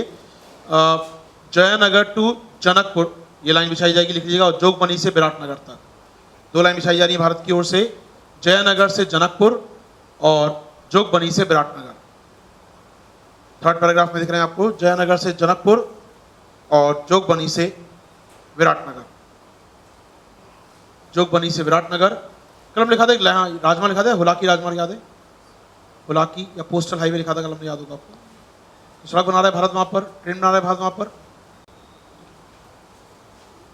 तो नेपाल के इंफ्रा मदद कर रहा है लगातार भारत वहाँ पर, सड़कें, road, pipeline, internet connection, ICP, हम रिपोर्ट यूज़ करने दे रहे हैं उनको, क्रॉस कनेक्टिविटी दे रखी है हम लोगों ने आने के लिए उनको, तो मदद करते हैं हम लोग नेपाली काफ़ी यहाँ पर। तो ऐसे में एक्सटेंड किया गया पाइपलाइन को, भी एक्सटेंड किया गया यहाँ पर रेल नेटवर्क को, यहाँ पर हो पाएगी बात। चलिए आगे बढ़ेंगे स्पीड में। कैटेलोनिया क्वेश्चन आ चुका लास्ट ईयर। कैटेलोनिया कहाँ पर है? स्पेन में। मांग कर रहा है क्या? स्वायत्ता की, ऑटोनॉमी की, अलग होने की, स्वायत्ता की। रेफरेंडम फॉर सेपरेटिस्ट, अलग होने की मांग कर रहा है। ऑलरेडी ऑटोनॉमी है उसके पास, बारका के पास, लेकिन मांग कर रहा है वो अधिक स्वायत्ता और काफ़ी हद तक अलग होने की मांग कर रहा है वो झंडा आता है तो अधिक स्वायत्ता की मांग कर रहा है वो। ठीक है, यहाँ पर स्पेन ने कहा है कि हम प्रयास की स्वायत्ता दी जाए आपको, लेकिन जो आपकी मांग है अलग होने की, आज़ाद होने की, वो स्वीकार नहीं की जाएगी। मना कर दिया कैटेलोनिया अलग नहीं होगा, लेकिन आप अधिक स्वायत्ता दे सकते हैं, हम लोग तैयार हो गया है। तो कैटेलोनिया कहाँ, याद रखिएगा, कहाँ देश दुनिया भर में कहाँ कहाँ सेपरेटिस्ट मूवमेंट चल रहे हैं। क्वेश्चन बन सकता है कभी आपके लिए, इस पर तैयार रखिएगा। जैसे ये चल रहा है एक कैटेलोनिया, और कहाँ चल रहे हैं, कुछ चल रहे हैं हमार, तो इंडिया में चल रहा है यार। हमार तो हमारी है ना, मिजोरम वाला, इंडिया वाले कोई नहीं। इंडिया में कोई याद नहीं करना आपको। चाहे आप या बात करो जिंगजियांग की बात करो, चीन के अंदर जाके देखो आप, बलूच की बात देखो आप, बलूच ईरान में देखो आप जाकर, वो आपके हैं इराक वाले कौन ऊपर, कुर्द, मोसुल में कुर्द हैं वो, उनकी बात करो आप, या फिर जो टर्क लोग हैं, जो पाकिस्तान है, जो सेंट्रल एशिया, वहाँ टर्किश ट्राइब रहती हैं, वो लोग होने की मांग कर रही हैं लंबे समय से, उनकी बात करो आप। हाउथीज़ की बात करो आप जाके यमन के अंदर, या फिर आप इजिप्ट में कोई नहीं है, लीबिया में कोई नहीं है, इधर मुस्लिम कंट्री हैं सारे। यूरोप में चलेंगे आप तो आपको मिलेगा कैटेलोनिया, देखिए ना आप यूरोप में, कैटेलोनिया के अलावा यूरोप में मैं चाहूँगा 2-3 नाम और लिखवाना आपको। ये क्वेश्चन बन सकता है कभी आपके लिए। यूरोप में ना काफ़ी मूवमेंट चल रहे हैं सभी, अभी हाल में ही काफ़ी देश अलग भी हुए हैं। हमने देखा कोसोवो अलग हो गया, बोस्निया हर्जेगोविना अलग हो गया, जो वहाँ पर 5-6 कंट्री बन गए हैं। और भी डिमांड चल रही है अभी यूरोप के अंदर, अलग होने की मांग कर रहे हैं वहाँ पर वो लोग, या मैप देखेंगे मेरे संग आपको दिखेगा। कैटेलोनिया के अलावा भी यूरोप में काफ़ी देश मांग कर रहे हैं अलग होने की, जैसे कैटेलोनिया के अलावा ही देखा जाए तो ये एक देख रहे हैं यहाँ पर आप, ये इलाका आप देख रहे हैं कोर्सिका। ये कोर्सिका किसका है? फ्रांस का आइलैंड है, ये अलग होने की मांग कर रहा है। पिडमोंट, आपको याद होगा, पढ़ा होगा, इटली का एक पढ़ेंगे आप जाकर, पिडमोंट एक इलाका आता था, पिडमोंट इटली का इलाका था, ये मांग कर रहा है इटली से अलग होने की, पिडमोंट अलग बात कर रहा है। इसके अलावा ये जो इलाका आप देख रहे हैं स्पेन का बास्क काउंटी, ये अलग मांग कर रहा है। ये नीचे कैटेलोनिया चाहता है, ये बास्क अलग होना चाहता है, तो क्वेश्चन बन सकता है कभी इसके ऊपर, ध्यान रखिए। लिख लीजिए चाहे तो आप लोग, अलग होने की मांग जो समूह कर रहे हैं स्पेन के अलावा, कैटेलोनिया के अलावा। कोर्सिका फ्रॉम फ्रांस से अलग होना चाहता है, कोर्सिका अलग होना चाहता है फ्रांस से। पैडेनिया अलग होता है इटली से, पैडेनिया इटली से अलग होना चाहता है, पैडेनिया इटली से अलग होना चाहता है। बेस्ट कंट्री, बिस्के खाड़ी सुना, बिस्के खाड़ी कहाँ पर है? बिस्के खाड़ी, बिस्के ऐसे बोलते हैं हम लोग, बिस्के। तो बिस्के जो काउंटी है अलग होना चाहती है अपने आप में, इसके नाम पे गल्फ यहाँ पर बड़ी सी बिस्के खाड़ी है यहाँ पर, तो बिस्के खाड़ी जो है उसके नाम पर है। बिस्के काउंटी अलग होना चाहती है किससे? स्पेन से। और बेल्जियम से अलग होना चाहता है हमारा फेमस फ्लैंडर्स, बेल्जियम इतना छोटा सा राष्ट्र में अलग होना चाहते हैं, फ्लैंडर्स, बेल्जियम में होना चाहता है फ्लैंडर्स, यहाँ पे याद रखिएगा, फ्लैंडर्स अलग चाहते हैं बेल्जियम से। हो भाई बात हमारी दोस्त यहाँ पर। बाकी एक चली रहा है ऊपर आपका स्कॉटलैंड का विवाद, स्कॉटलैंड होना चाहता है किससे? ब्रिटेन से अलग होना चाहता है स्कॉटलैंड, चलिए तो याद रखिए, जो चीज़ें हैं नाम याद हैं, ये पूछ सकता है एज अ कंट्री, पूछ चुका है, कैटेलोनिया पूछ चुका है वो, बाकी चीज़ें पूछ सकता है। आगे बढ़ेंगे स्पीड में, हेड बनाएंगे आयोवेव, 1 लाइन, आयोवेव 18, आयोवेव 18 इंडियन ओशियन में की गई सुनामी ड्रिल थी, ये एक एक्सरसाइज थी, सुनामी ड्रिल थी। आयोवेव 18 इंडियन ओशियन, हिंद महासागर में सुनामी के लिए की गई एक कॉमन ड्रिल थी, एक मॉक ड्रिल थी, जिसको ऑर्गेनाइज किया था यूनेस्को ने। आयोवेव सुनामी से के लिए की गई मॉक ड्रिल थी, एक इंडियन ओशियन में आयोजित किया था यूनेस्को ने, 23 देशों ने पार्टिसिपेट किया, इंडिया सहित 23 देशों ने पार्टिसिपेट किया है, इंडिया सहित इसके अंदर, भारत सहित 23 देश इसमें पार्टिसिपेट कर रहे थे आयोवेव 18 में। आगे बढ़ेंगे हम लोग यहाँ से,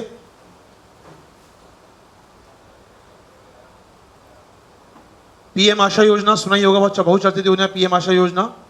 पीएम आशा योजना 3 पार्ट हैं इसके, किसानों को अच्छा मूल्य मिल पाए, एमएसपी मिल पाए, उसके लिए प्रारंभ की गई है। पीएम आशा के 3 पार्ट सुने होंगे, स्पीड में पढ़ रहा हूँ यहाँ पर। 3 में से पहला क्या है? प्राइस सपोर्ट स्कीम, मूल्य समर्थन योजना। दूसरा है मूल्य अंतराल भुगतान योजना, मूल्य अंतराल भुगतान योजना। और तीसरा है निजी भंडारण और निजी भंडारण की प्राइवेट योजना, पायलट योजना, पीपीपीएस, निजी भंडारण की योजना, pilot of private procurement and stockist scheme. One line सुन लीजिए क्या क्या इसके अंदर कॉन्सेप्ट क्या है। प्राइस सपोर्ट स्कीम क्या है?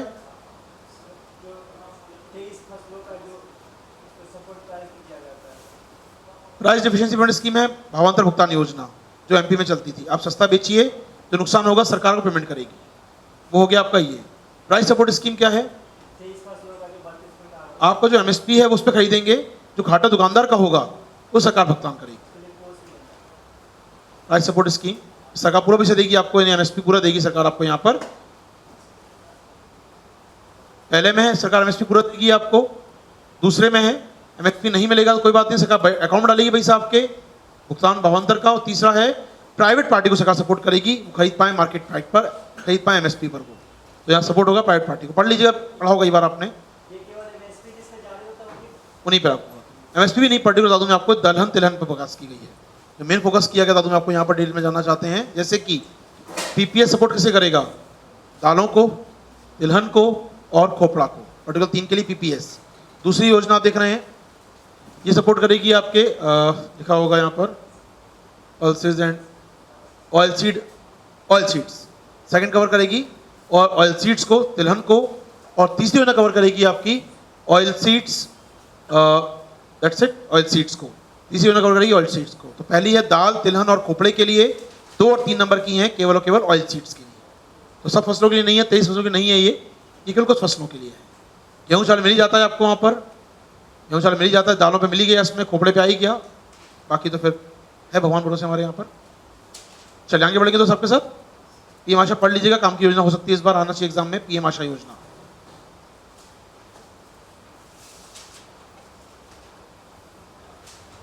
ओके, एंड बढ़ेंगे नेक्स्ट हम लोग यहाँ पर तेलंगाना की 2 सिंचाई योजनाओं को मिला विरासती सिंचाई योजना का टैग। तेलंगाना की 2 सिंचाई योजना को मिला विरासती सिंचाई योजना का टैग। तेलंगाना की 2 सिंचाई योजनाओं को मिला विरासती सिंचाई योजना का टैग। हेरिटेज इरिगेशन स्ट्रक्चर का टैग मिला है। तेलंगाना की 2 योजनाओं को मिला है हेरिटेज इरिगेशन स्ट्रक्चर का tag. 2 scheme from Telangana for the state of heritage irrigation structure. Telangana की 2 सिंचाई योजना को मिला विरासती सिंचाई योजना का दर्जा। कौन नाम लिखिए, कौन कौन सी हैं? आप देख रहे हैं पहले पैराग्राफ में सदरमत और पेड्डा करवू नाम देख रहे हैं, पहली लाइन में लिखा हुआ है सबसे ऊपर, सरमत एनिकट परियोजना और पेड्डा चेरुवू परियोजना। 2 परियोजना देख रहे हैं तेलंगाना में, इन्हें मिला है विरासती का दर्जा।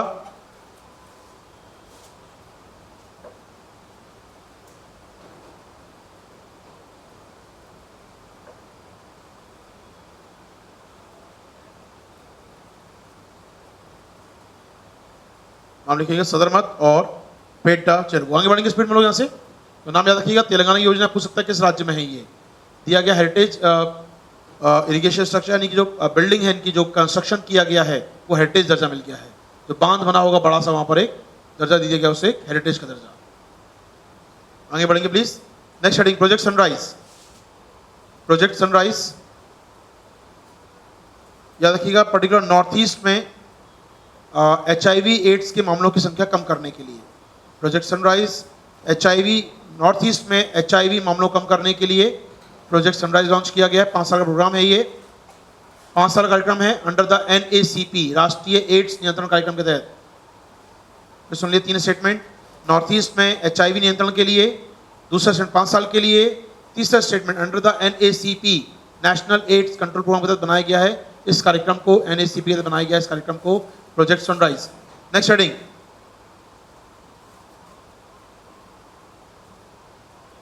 ई-राइथू ऐप। ई-राइथू, राइथू किसान होता है तेलुगु भाषा में। ई-राइथू आंध्र प्रदेश की ऐप है, थोड़ा ध्यान रखिएगा। एक स्कीम चलती है वो तेलंगाना की है, ये ई-राइथू आंध्र प्रदेश की है। ई-राइथू ऐप आंध्र प्रदेश की ऐप है, जिससे छोटे किसान अपनी फसल को बेहतर बाजार कीमतों पर बेच पाएं, for small farmers to market their produce and regional prices. यहाँ छोटे किसान अपनी फसल को बेहतर मूल्यों पर बेच पाएं, ई रायतू ऐप, ई रायतू ऐप जहाँ किसान अपनी फसल को, छोटे किसान को उचित मूल्य पर बेच पाएं, ई रायतू ऐप। आगे बढ़ेंगे हम लोग यहाँ से।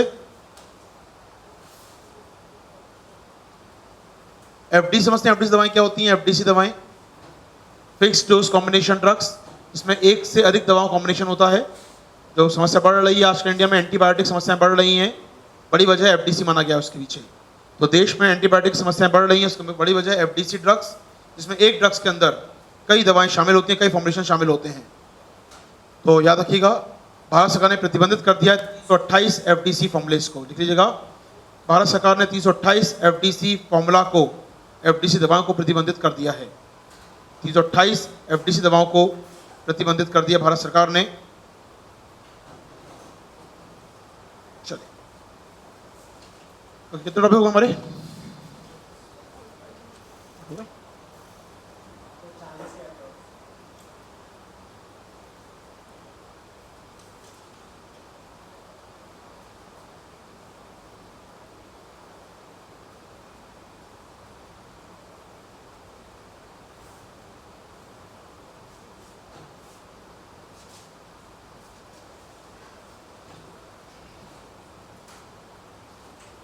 हेड बनाएंगे। नेक्स्ट है नेक्स्ट हेडिंग में यूनिटेक, UNIATF award, UNIATF award, UNIATF award.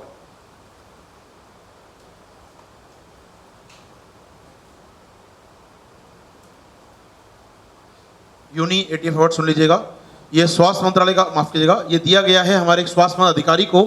ये दिया जाता है दुनिया में यूएन के द्वारा उन लोगों को जो वर्कआउट कर रहे हैं, काम कर रहे हैं नॉन कम्युनिकेबल डिजीज को रोक लगाने के लिए। यूनी एटीएफ अवार्ड यूएन का अवार्ड है, मिलता है उन विशेषज्ञों को, उन चिकित्सकों को, उन डॉक्टर्स को, उन एक्सपर्ट्स को जो काम कर रहे हैं दुनिया में रिगार्डिंग प्रिवेंशन ऑफ एनसीडी, गैर संक्रामक बीमारी की रोकथाम के लिए काम कर रहे हैं। मिला एक भारतीय को इस बार चर्चा रहेगी। यूनी एटीएफ अवार्ड मिलता है, यूएन द्वारा दिया जाता है अवार्ड। ये United nation inter agency task force award, UN ETF, United nation inter agency task force award, ये दिया गया है गैर संक्रामक बीमारियों में रोकथाम के लिए दिया गया है भारतीय श्री मनोज झालानी को, मनोज झालानी को दिया गया है। एडिशनल सेक्रेटरी हैं ये मिनिस्ट्री ऑफ हेल्थ में। आगे बढ़े हम लोग यहाँ से। यूएन एटीएफ यूएन का अवार्ड है।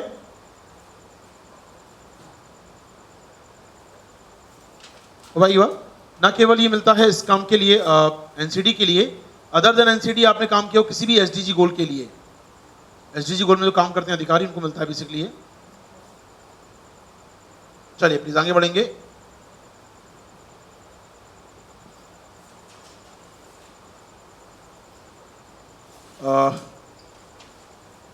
एक मिनट छोटा करेक्शन कर लेते हैं, पूछ सकता है क्वेश्चन, सुन लीजिए। यूएन एयर टाइप बात मैं कर रहा हूँ, कब से बना ये अवार्ड? 2013 में पहली बार आया था। WHO इसको मदद करता है आइडेंटिफाई करने में लोगों को। यहाँ पर WHO इसके लिए काम करता है, मदद करता है इस अवार्ड वितरण करने में।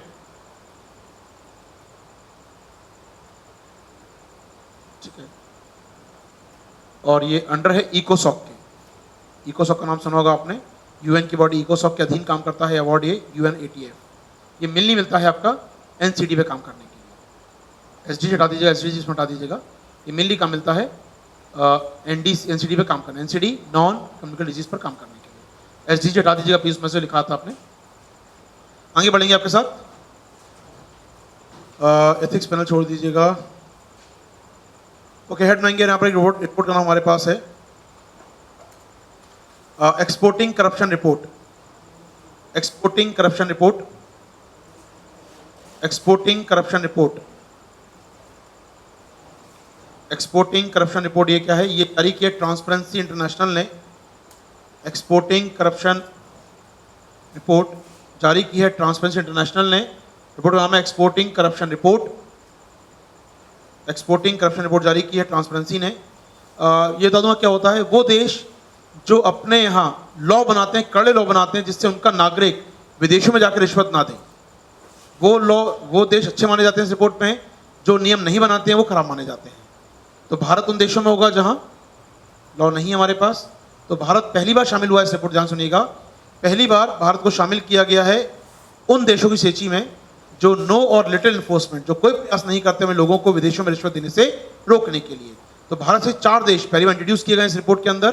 मैं चाहूँ लिखेंगे इस रिपोर्ट में उन देशों का नाम रखा जाता है जो विदेशी अधिकारियों को रिश्वत देने में कोई नियम तैयार नहीं करते हैं, जो विदेशी अधिकारी को रिश्वत देने से रोकने के लिए कोई नियम तैयार नहीं करते हैं।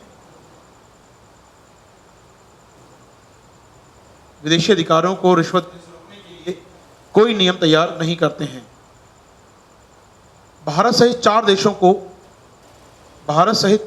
को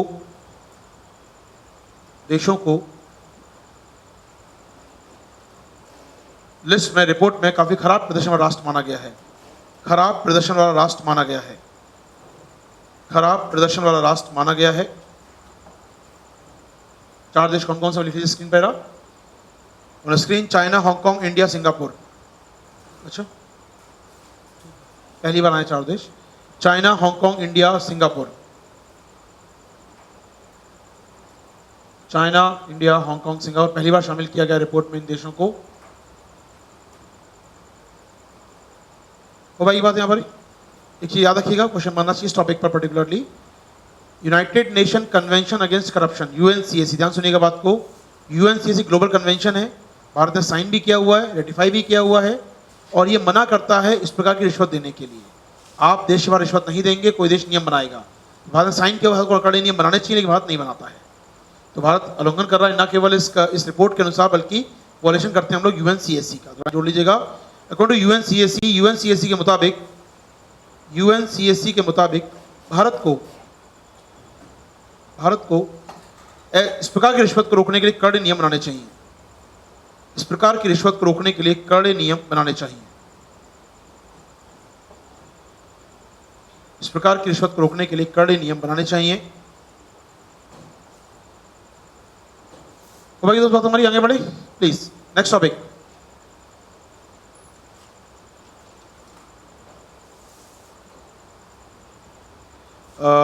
स्मारक विधेयक की बात मैं कर रहा हूं, नाम लिखेंगे जरा।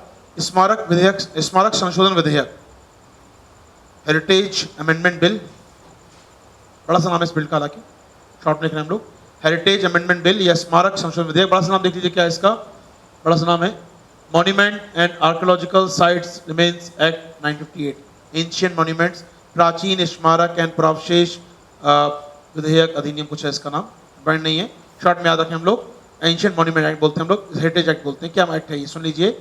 मॉन्यूमेंट एक्ट या स्मारक अधिनियम जो हमारा है ये कहता है कोई स्मारक जो घोषित होगा, डिक्लेयर हो गया एंशिएंट स्मारक, उसके 100 मीटर की पेरीफेरी में आप कोई काम नहीं करेंगे, नो कंस्ट्रक्शन जोन, वहाँ कोई काम नहीं होगा। बट जो नया बिल लाया गया है वो ये कहता है कि वहाँ पर आप पब्लिक वेलफेयर, पब्लिक वर्क्स आप कर सकते हैं, चाहे वो सिक्योरिटी के लिए हो, चाहे पब्लिक वेलफेयर के लिए हो। तो यहाँ पर जो पहले कहा गया था 100 मीटर का जो स्क्वायर एरिया है वहाँ कोई काम नहीं होगा। नया बिल कहता है कि वहाँ कंस्ट्रक्शन हो सकता है, approve public infrastructure within 100 metre of radius. समझ आ रही है मुझे यहाँ पर, जोड़ लीजिएगा। नए बिल के मुताबिक प्राचीन स्मारकों के 100 मीटर के दायरे में जनहित के कार्य हो सकते हैं, जनहित के लिए इंफ्रा तैयार हो सकता है। फिर सुन लीजिए, नए बिल के मुताबिक प्राचीन स्मारकों के 100 मीटर के दायरे में, प्राचीन स्मारकों के 100 मीटर के दायरे में पब्लिक इंफ्रास्ट्रक्चर के लिए निर्माण कार्य हो सकता है, निर्माण कार्य हो सकता है। क्या स्पष्ट बात है मुझे यहाँ पर दोस्त? ये आगे बढ़ेंगे हम लोग यहाँ से। करतारपुर कॉरिडोर जानते हैं हम लोग, आगे बढ़ सकते हैं सीधा। चर्चा रही है साल भर करतारपुर कॉरिडोर, पाकिस्तान के करतारपुर गुरुद्वारे को जोड़ेगा हमारे यहाँ पर। ये करतारपुर कॉरिडोर की बात होती रही है आपसे।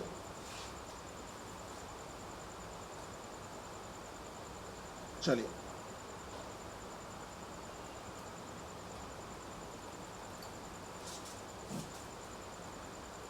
सेक्शन 498 याद रखेंगे हम लोग, क्या है ये? दहेज एक्ट बोलते हैं भाषा में इसको हम लोग, अपनी भाषा में। और ये एक्ट दहेज, नॉट दहेज एक्ट, इज बेसिक दहेज एक्ट ही है, ठीक है, दहेज एक्ट ही है इसमें। दहेज अधिनियम के तहत मामले चलते हैं। यहाँ पर कहा गया, कोर्ट ने कहा है कि दहेज एक्ट के मामलों में, डॉरी एक्ट बोली, दहेज एक्ट बोल लीजिए की बात है, मामलों में जो गुनहगार या आरोपी है वो अग्रिम जमानत की मांग कर सकता है। जरा जोड़ लीजिएगा, दहेज एक्ट के मामलों में आरोपी अग्रिम जमानत की मांग कर सकता है, एंटिसिपेटरी बेल मांग सकता है, ये कहना है कोर्ट का 498A।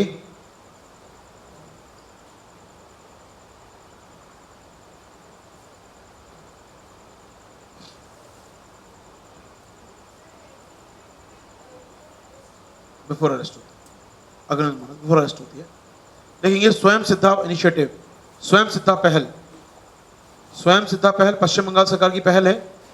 स्वयं सिद्धा पहल पश्चिम बंगाल सरकार की पहल है।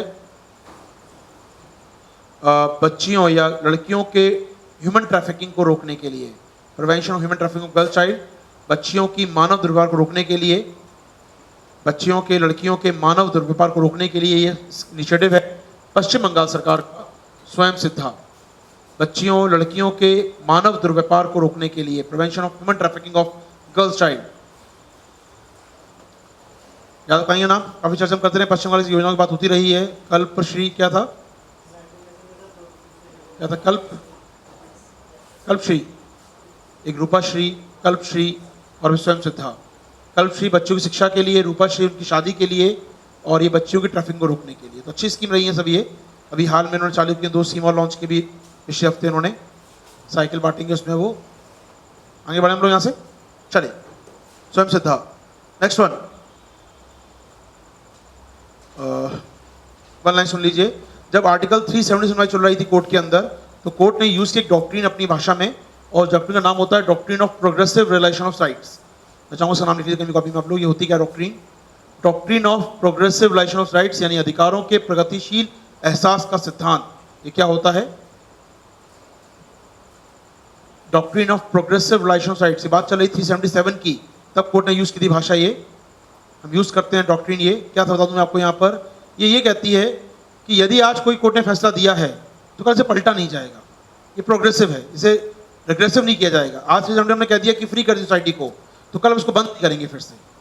इसका मतलब क्या, सुन लीजिए वन लाइन में। मान लीजिए आपने आज 377 रिकॉग्नाइज कर दिया, लोग सामने आ गए, जो सेम होमोसेक्सुअल कपल हैं वो सामने आ गए कि वो होमोसेक्सुअल स्वीकार कर लिए, वो रह रहे हैं अपने घर में। अब सडनली आपने नहीं क्रिमिनलाइज है ये, अब वो आईडी तो सामने आ गई उन लोगों की, तो खतरे में रहेगा उनका जीवन हमेशा कि सरकार कब बंद कर दे, कब वापस ले ले, कब कोर्ट में कोई अपील करके कोर्ट खत्म कर दे इस बात को। तो कोर्ट एश्योर कर रही है, डरिए मत, अभी बदला नहीं जाएगा, यानी प्रोग्रेसिव है ये। समझ पा रहे हैं हम लोग यहाँ पर, कभी ये बैक ट्रैक नहीं होगा, पीछे नहीं होगा अभी आदेश, यानी अब 377 कभी भी दोबारा क्रिमिनलाइज नहीं की जाएगी। तो बस स्पष्ट मेरी यहाँ पर ये, तो इस थ्योरी को हम लोग बोलते हैं doctrine of progressive relation of rights. समझ पा रहे हैं हम लोग, एग्जाम पूछ सकता है, ये डॉक्ट्रिन चर्चा में रहेंगे 3-4 इस बार। एक तो रोमन लॉ डॉक्ट्रिन, याद है कहाँ पर थी रोमन लॉ डॉक्ट्रिन, उनको बंद किया, तंबाकू सिगरेट पर आई थी रोमन लॉ डॉक्ट्रिन, एक ये चर्चा में रही। एक आपने पढ़ा होगा शायद, कल बात कर रहा, पशुओं को जो गार्जियन बन गया है पैट्रार्की वाला, वही गाइडलाइन चर्चा में रही है। इसी बस ही रही है। एक आपको याद होगा नदियों पर सुनाई थी उसने, जो हेल्सिंकी के नियम यूज किए थे उसने, अच्छा डॉक्ट्रिन यूज नहीं की थी। चलिए आगे बढ़ेंगे आपके साथ। हेड बनाएंगे डीआरटी, डेप्ट रिकवरी ट्रिब्यूनल, डेप्ट रिकवरी ट्रिब्यूनल डीआरटी, हेड बनाएंगे डीआरटी। तो सीमा बढ़ा दी गई डीआरटी के 20 लाख से कम वाले केस डीआरटी फाइल नहीं किया सकेंगे। डीआरटी होता है विवाद निपटान के लिए, जैसे आपका आईबीसी होता है, एनसीएलटी होता है, ऐसे डीआरटी होता है। मैंने बैंक से लोन लिया, मैं लौटाया नहीं बैंक को, तो हम जाएंगे डीआरटी में केस को लेकर। तो अब लिमिट हो गई 20 लाख से 20 लाख से कम केस नहीं सुने जाएंगे डीआरटी में, 20 लाख से कम विवाद नहीं सुने जाएंगे डीआरटी में। बैंक से लोन लिया गया है तो आप जा सकते हैं डीआरटी में। याद रखिए एनसीएलटी भी काम कर रहा है केवल कंपनीज के लिए।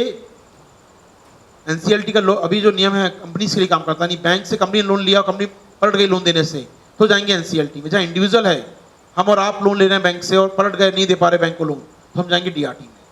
तो एनसीएल की तर्ज पर काम करता है, लेकिन 20 लाख के लोन के ऊपर ही काम करेगा डीआरटी। 20 लाख से कम लोन पे काम नहीं करेगा डीआरटी। तो लिमिट रखी गई डीआरटी के 20 लाख से अधिक। तो भाई ये बात हमारी यहाँ पर, इससे कम में जाना है तो फिर जाइए आप कमर्शियल डिवीजन, कमर्शियल कोर्ट है, या 3 लाख के मामले सुन रहे हैं आजकल वो, और 3 लाख का लोन लेके भग गया तो फिर बैंक खुद निपट ले उससे। सरफेसी एक्ट है, वसूली कर ले बैंक आराम से।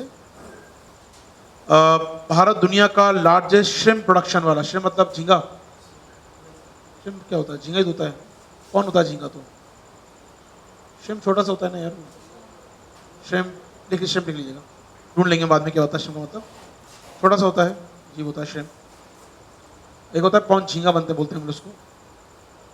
श्रिम्प क्या होता है, छोटा सा समुद्री मछली टाइप चीज़ होती है, मछली नहीं कहूँगा एक्जैक्टली मैं उसको, खाने में यूज़ करते हैं उसको, काफ़ी लोग खाते हैं श्रिम्प को। श्रिम्प प्रोडक्शन बढ़ा दिया सरकार ने यहाँ पर, लार्जेस्ट प्रोडक्शन हो गए श्रिम्प के हम लोग यहाँ पर, श्रिम्प प्रोडक्शन में लार्जेस्ट पहुँच गए हम लोग, चीन को बीच छोड़कर। देखिए बड़े स्केल पे हमारे यहाँ से एक्सपोर्ट भी होता है।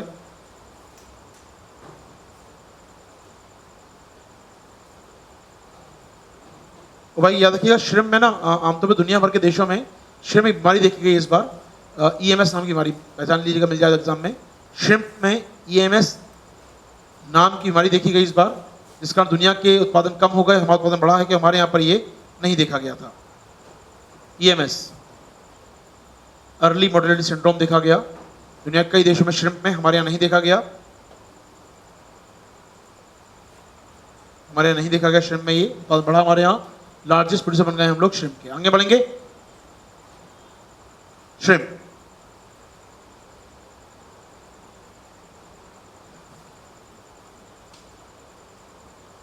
हेड नहीं रहा,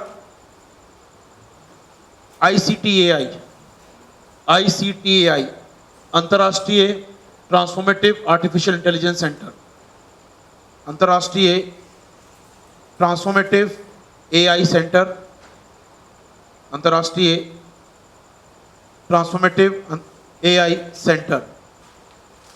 देखिएगा, नीति आयोग और TIFR और इंटेल ने मिलकर तैयार किया है। ICTAI international transformative AI centre तैयार किया है नीति आयोग प्लस इंटेल और TIFR ने।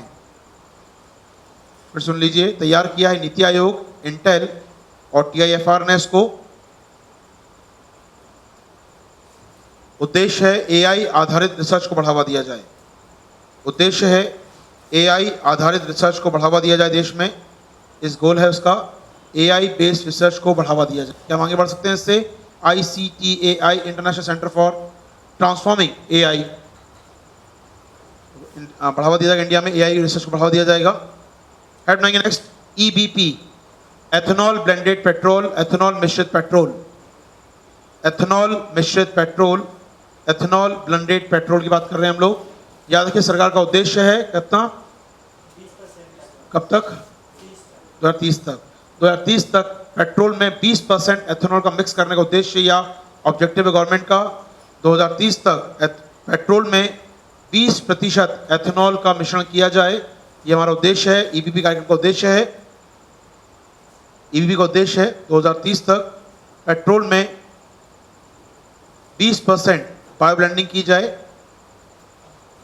20% मिश्रण किया जाए पेट्रोल में, डीजल में, इसका एथेनॉल का।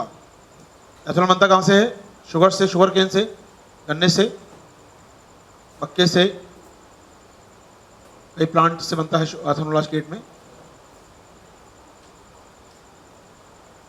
चलिए 20% का वर्ष है। हेड बनाएंगे DIDF, DIDF नाबार्ड के अधीन फंड है ये।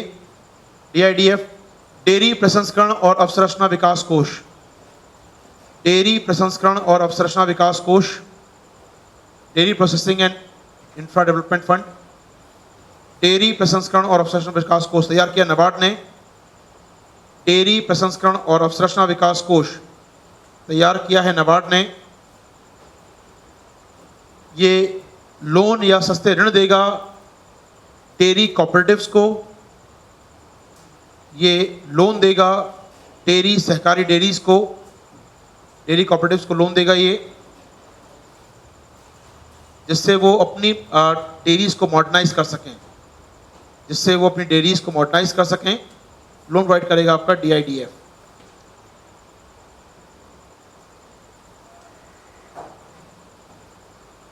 तो भाई दोस्त, बात हमारी यहाँ पर ये DIDF लगभग 8,000 करोड़ का फंड है, जरा जोड़ लीजिएगा, 8,000 करोड़ का फंड है ये। और 2 संस्थाएं मिलकर इम्प्लीमेंट करेंगी इसको, एनडीडीबी और एनसीडीसी। नाम लिख लीजिएगा दोनों का। 2 संस्थाएं मिलकर इम्प्लीमेंट करेंगी इस फंड को, एनडीडीबी और एनसीडीसी। नाम देख लीजिए इनका। एनसीडीसी का नाम कभी और ही पढ़ा था हम लोगों ने भी कुछ दिन पहले। एनसीडीसी स्कीम लॉन्च की है इसने, वो नवाचार योजना लॉन्च की है, अलग बात है, बात करेंगे, आएगा अक्टूबर महीने में आएगा वो। एनडीडीबी और एनसीडीसी मिलकर इसको इम्प्लीमेंट कर रही हैं। राष्ट्रीय डेयरी विकास बोर्ड और राष्ट्रीय सहकारी विकास निगम मिलकर इम्प्लीमेंट कर रही हैं। फिर सुन लीजिए, राष्ट्रीय डेयरी विकास बोर्ड और राष्ट्रीय सहकारी विकास निगम मिलकर इम्प्लीमेंट कर रही हैं इस योजना DIDF को। डेयरी उत्पादकों को, डेयरी मालिकों को लोन दिए जाएंगे, इससे मॉडर्नाइज कर सकें, मशीन लगा सकें, कूलिंग प्लांट लगा सकें अपनी डेयरीज के अंदर।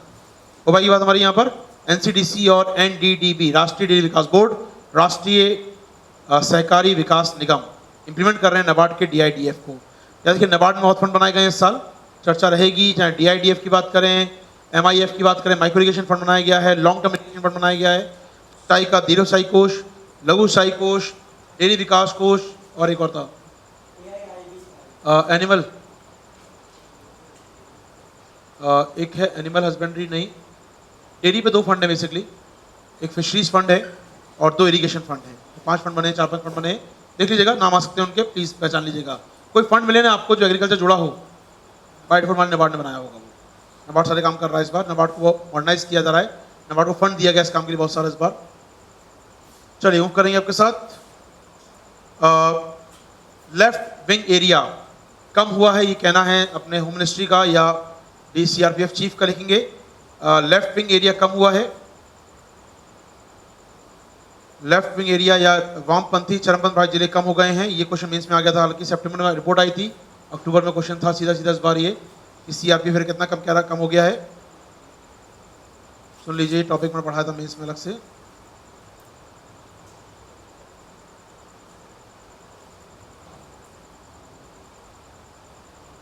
सुन लीजिए 1 लाइन में, देखिए हमारे यहाँ था क्या, हमारे यहाँ लगभग 95 किए गए थे।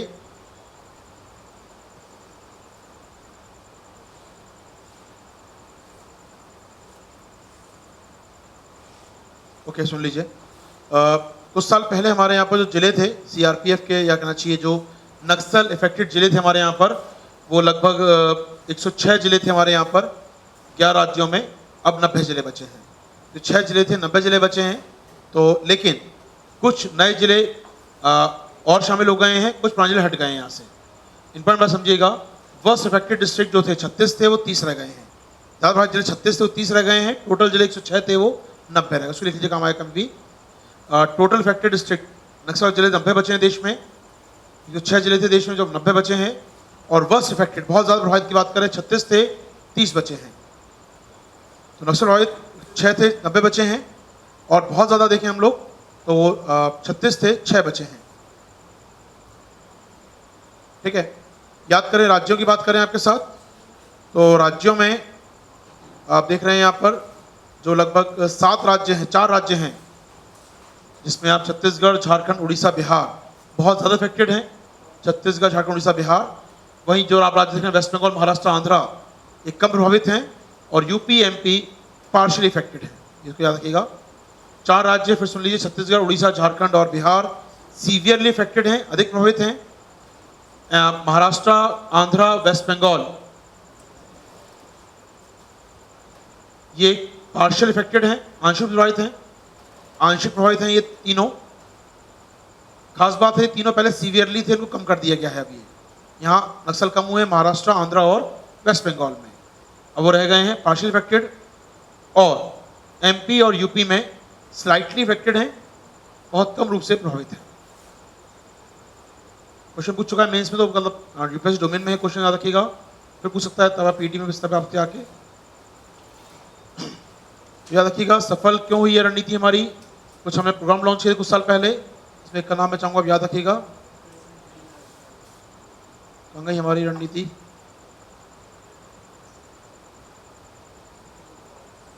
समाधान नहीं लिखा, इसलिए समाधान की रणनीति हमारी, समाधान स्ट्रेटजी हमारी एक थी, होम मिनिस्ट्री स्ट्रेटजी समाधान रिगार्डिंग LWA डिस्ट्रिक्ट, सफल रही है।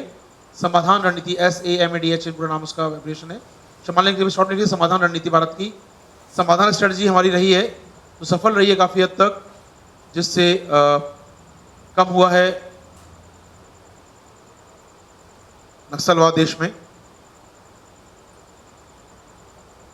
इसमें क्वेश्चन था कि कम हुआ है और क्यों कम हुआ है, तो समाधान रणनीति से कम हुआ है वो। तो पीटीएम हो सकता है समाधान क्या है एक्चुअली में, आपसे तैयार रहेगा इसको लेकर। आगे बढ़े।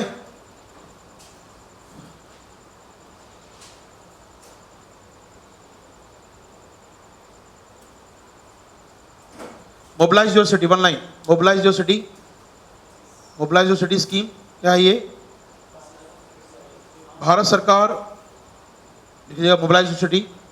भारत सरकार और फ्रांस के बीच समझौता हुआ है, भारत सरकार और फ्रांस की समझौता हुआ है, जिसके तहत शहरों में ग्रीन ट्रांसपोर्ट बढ़ावा दिया जाएगा। शहरों में ग्रीन ट्रांसपोर्ट बढ़ावा, ई व्हीकल या शहरों में ग्रीन ट्रांसपोर्ट को बढ़ावा दिया जाएगा। Mobilise your city, one line याद रखिएगा इसके बारे में। ये जो campaign mobilise your city launch किया गया था जर्मन और फ्रांस सरकारों ने पेरिस क्लाइमेट समिट के दौरान, लाइन जोड़ लीजिएगा। Mobilise your city campaign, MYC campaign launch किया था फ्रांस और जर्मनी ने मिलकर पेरिस समिट 2015 के दौरान। लिख लीजिएगा आराम से। फ्रांस और जर्मन ने मिलकर इनिशिएट किया था इसको 2015 में। मोबिलाइज योर सिटी कॉन्सेप्ट है green transportation in urban areas. चलिए आगे बढ़ेंगे आपके साथ।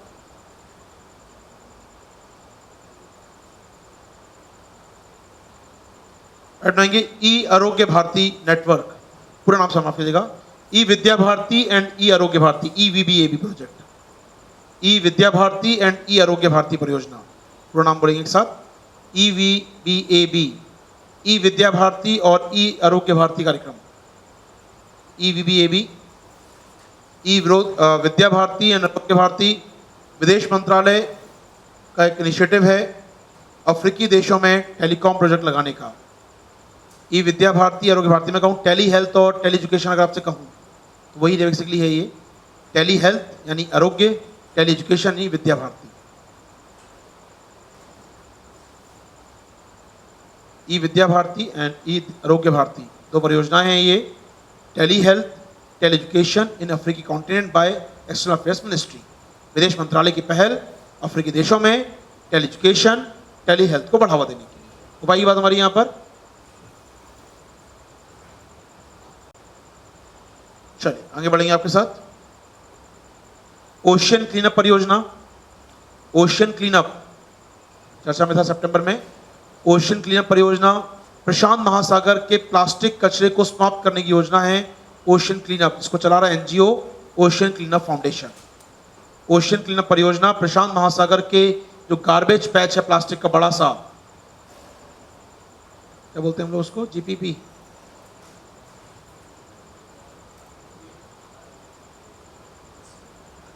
GPGP, great Pacific garbage patch, great Pacific garbage patch, GP2 या GPGP2, great Pacific garbage patch. जो प्लास्टिक का कचरा जमा हो गया प्रशांत महासागर में उसे साफ करना, उस जगह का नाम हो गया GPGP, great Pacific garbage patch. लिखा है यहाँ पर, ग्रेट पैसिफिक गार्बेज पैच को दूर करना, खत्म करना, उसका नाम है ओशियन क्लीनअप परियोजना। जिसे चला रहा एक फाउंडेशन, का नाम भी है ओशियन क्लीनअप फाउंडेशन। ये फाउंडेशन कहाँ का है? नीदरलैंड का है। आगे बढ़ेंगे आपके साथ। ओशियन क्लीनअप परियोजना, आगे बढ़ेंगे स्पीड में। पौंडीचेरी शार्क, याद रखिए one line. Pondicherry shark,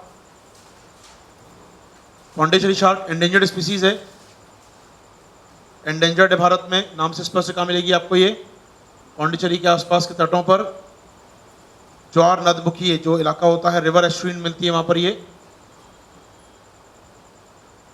endangered species है पौंडीचेरी शार्क, मिलती है ये ईस्ट गोदावरी या पौंडीचेरी के आसपास के नदी ज्वार नद में, कृष्णा गोदावरी डेल्टा जो पूरा का पूरा वहां मिलेगी आपको ये।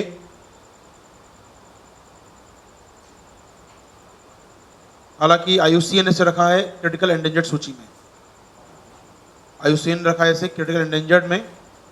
हम लोग बोल देते हैं अपने यहाँ पर एंडेंजर्ड बोलने के लिए, लेकिन IUCN स्टेटस देखा जाए तो उसका है क्रिटिकली एंडेंजर्ड।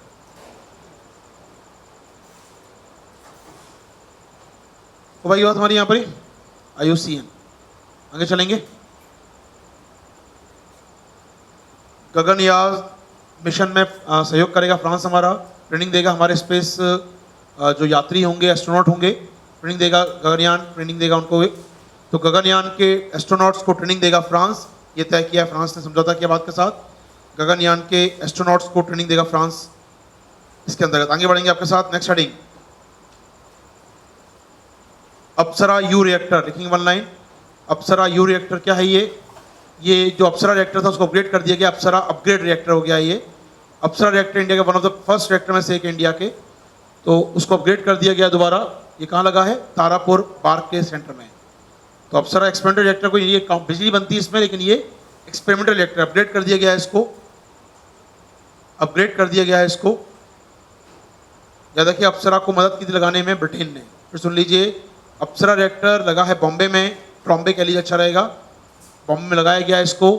ये एक्सपेरिमेंटल रिएक्टर है, बिजली पैदा नहीं करता ज़्यादा, लेकिन एक्सपेरिमेंटल रिएक्टर है। इसको अपग्रेड कर दिया गया है, अब अपग्रेड किया गया अप्सरा को, इसका नाम हो गया अप्सरा अपग्रेड या अप्सरा यू। उसको तैयार कराया था ब्रिटेन सरकार के सहयोग से, तैयार किया गया था ब्रिटिश सरकार के सहयोग से। इसमें एनरिच यूरेनियम का प्रयोग होता है, इसमें संवर्धित यूरेनियम का प्रयोग होता है अप्सरा रिएक्टर में। आगे बढ़ेंगे आपके साथ।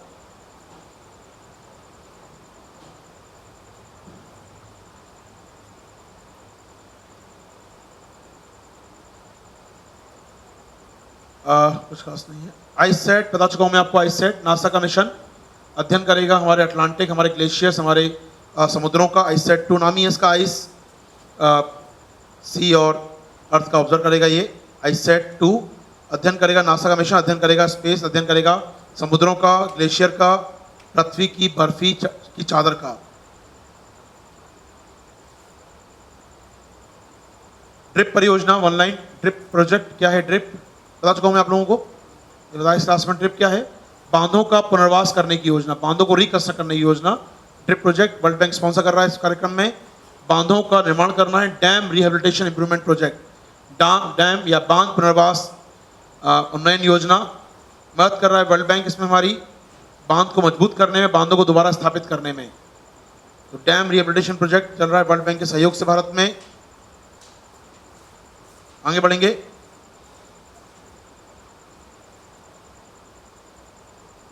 ICDS आंगनवाड़ी का नाम सुना होगा आपने। आंगनवाड़ी योजना के जरिए क्या क्या सुविधाएं बच्चों को दे रहे हैं, कौन कौन सी स्कीम चल रही है आंगनवाड़ी से, नाम लिखेंगे स्पीड देख के।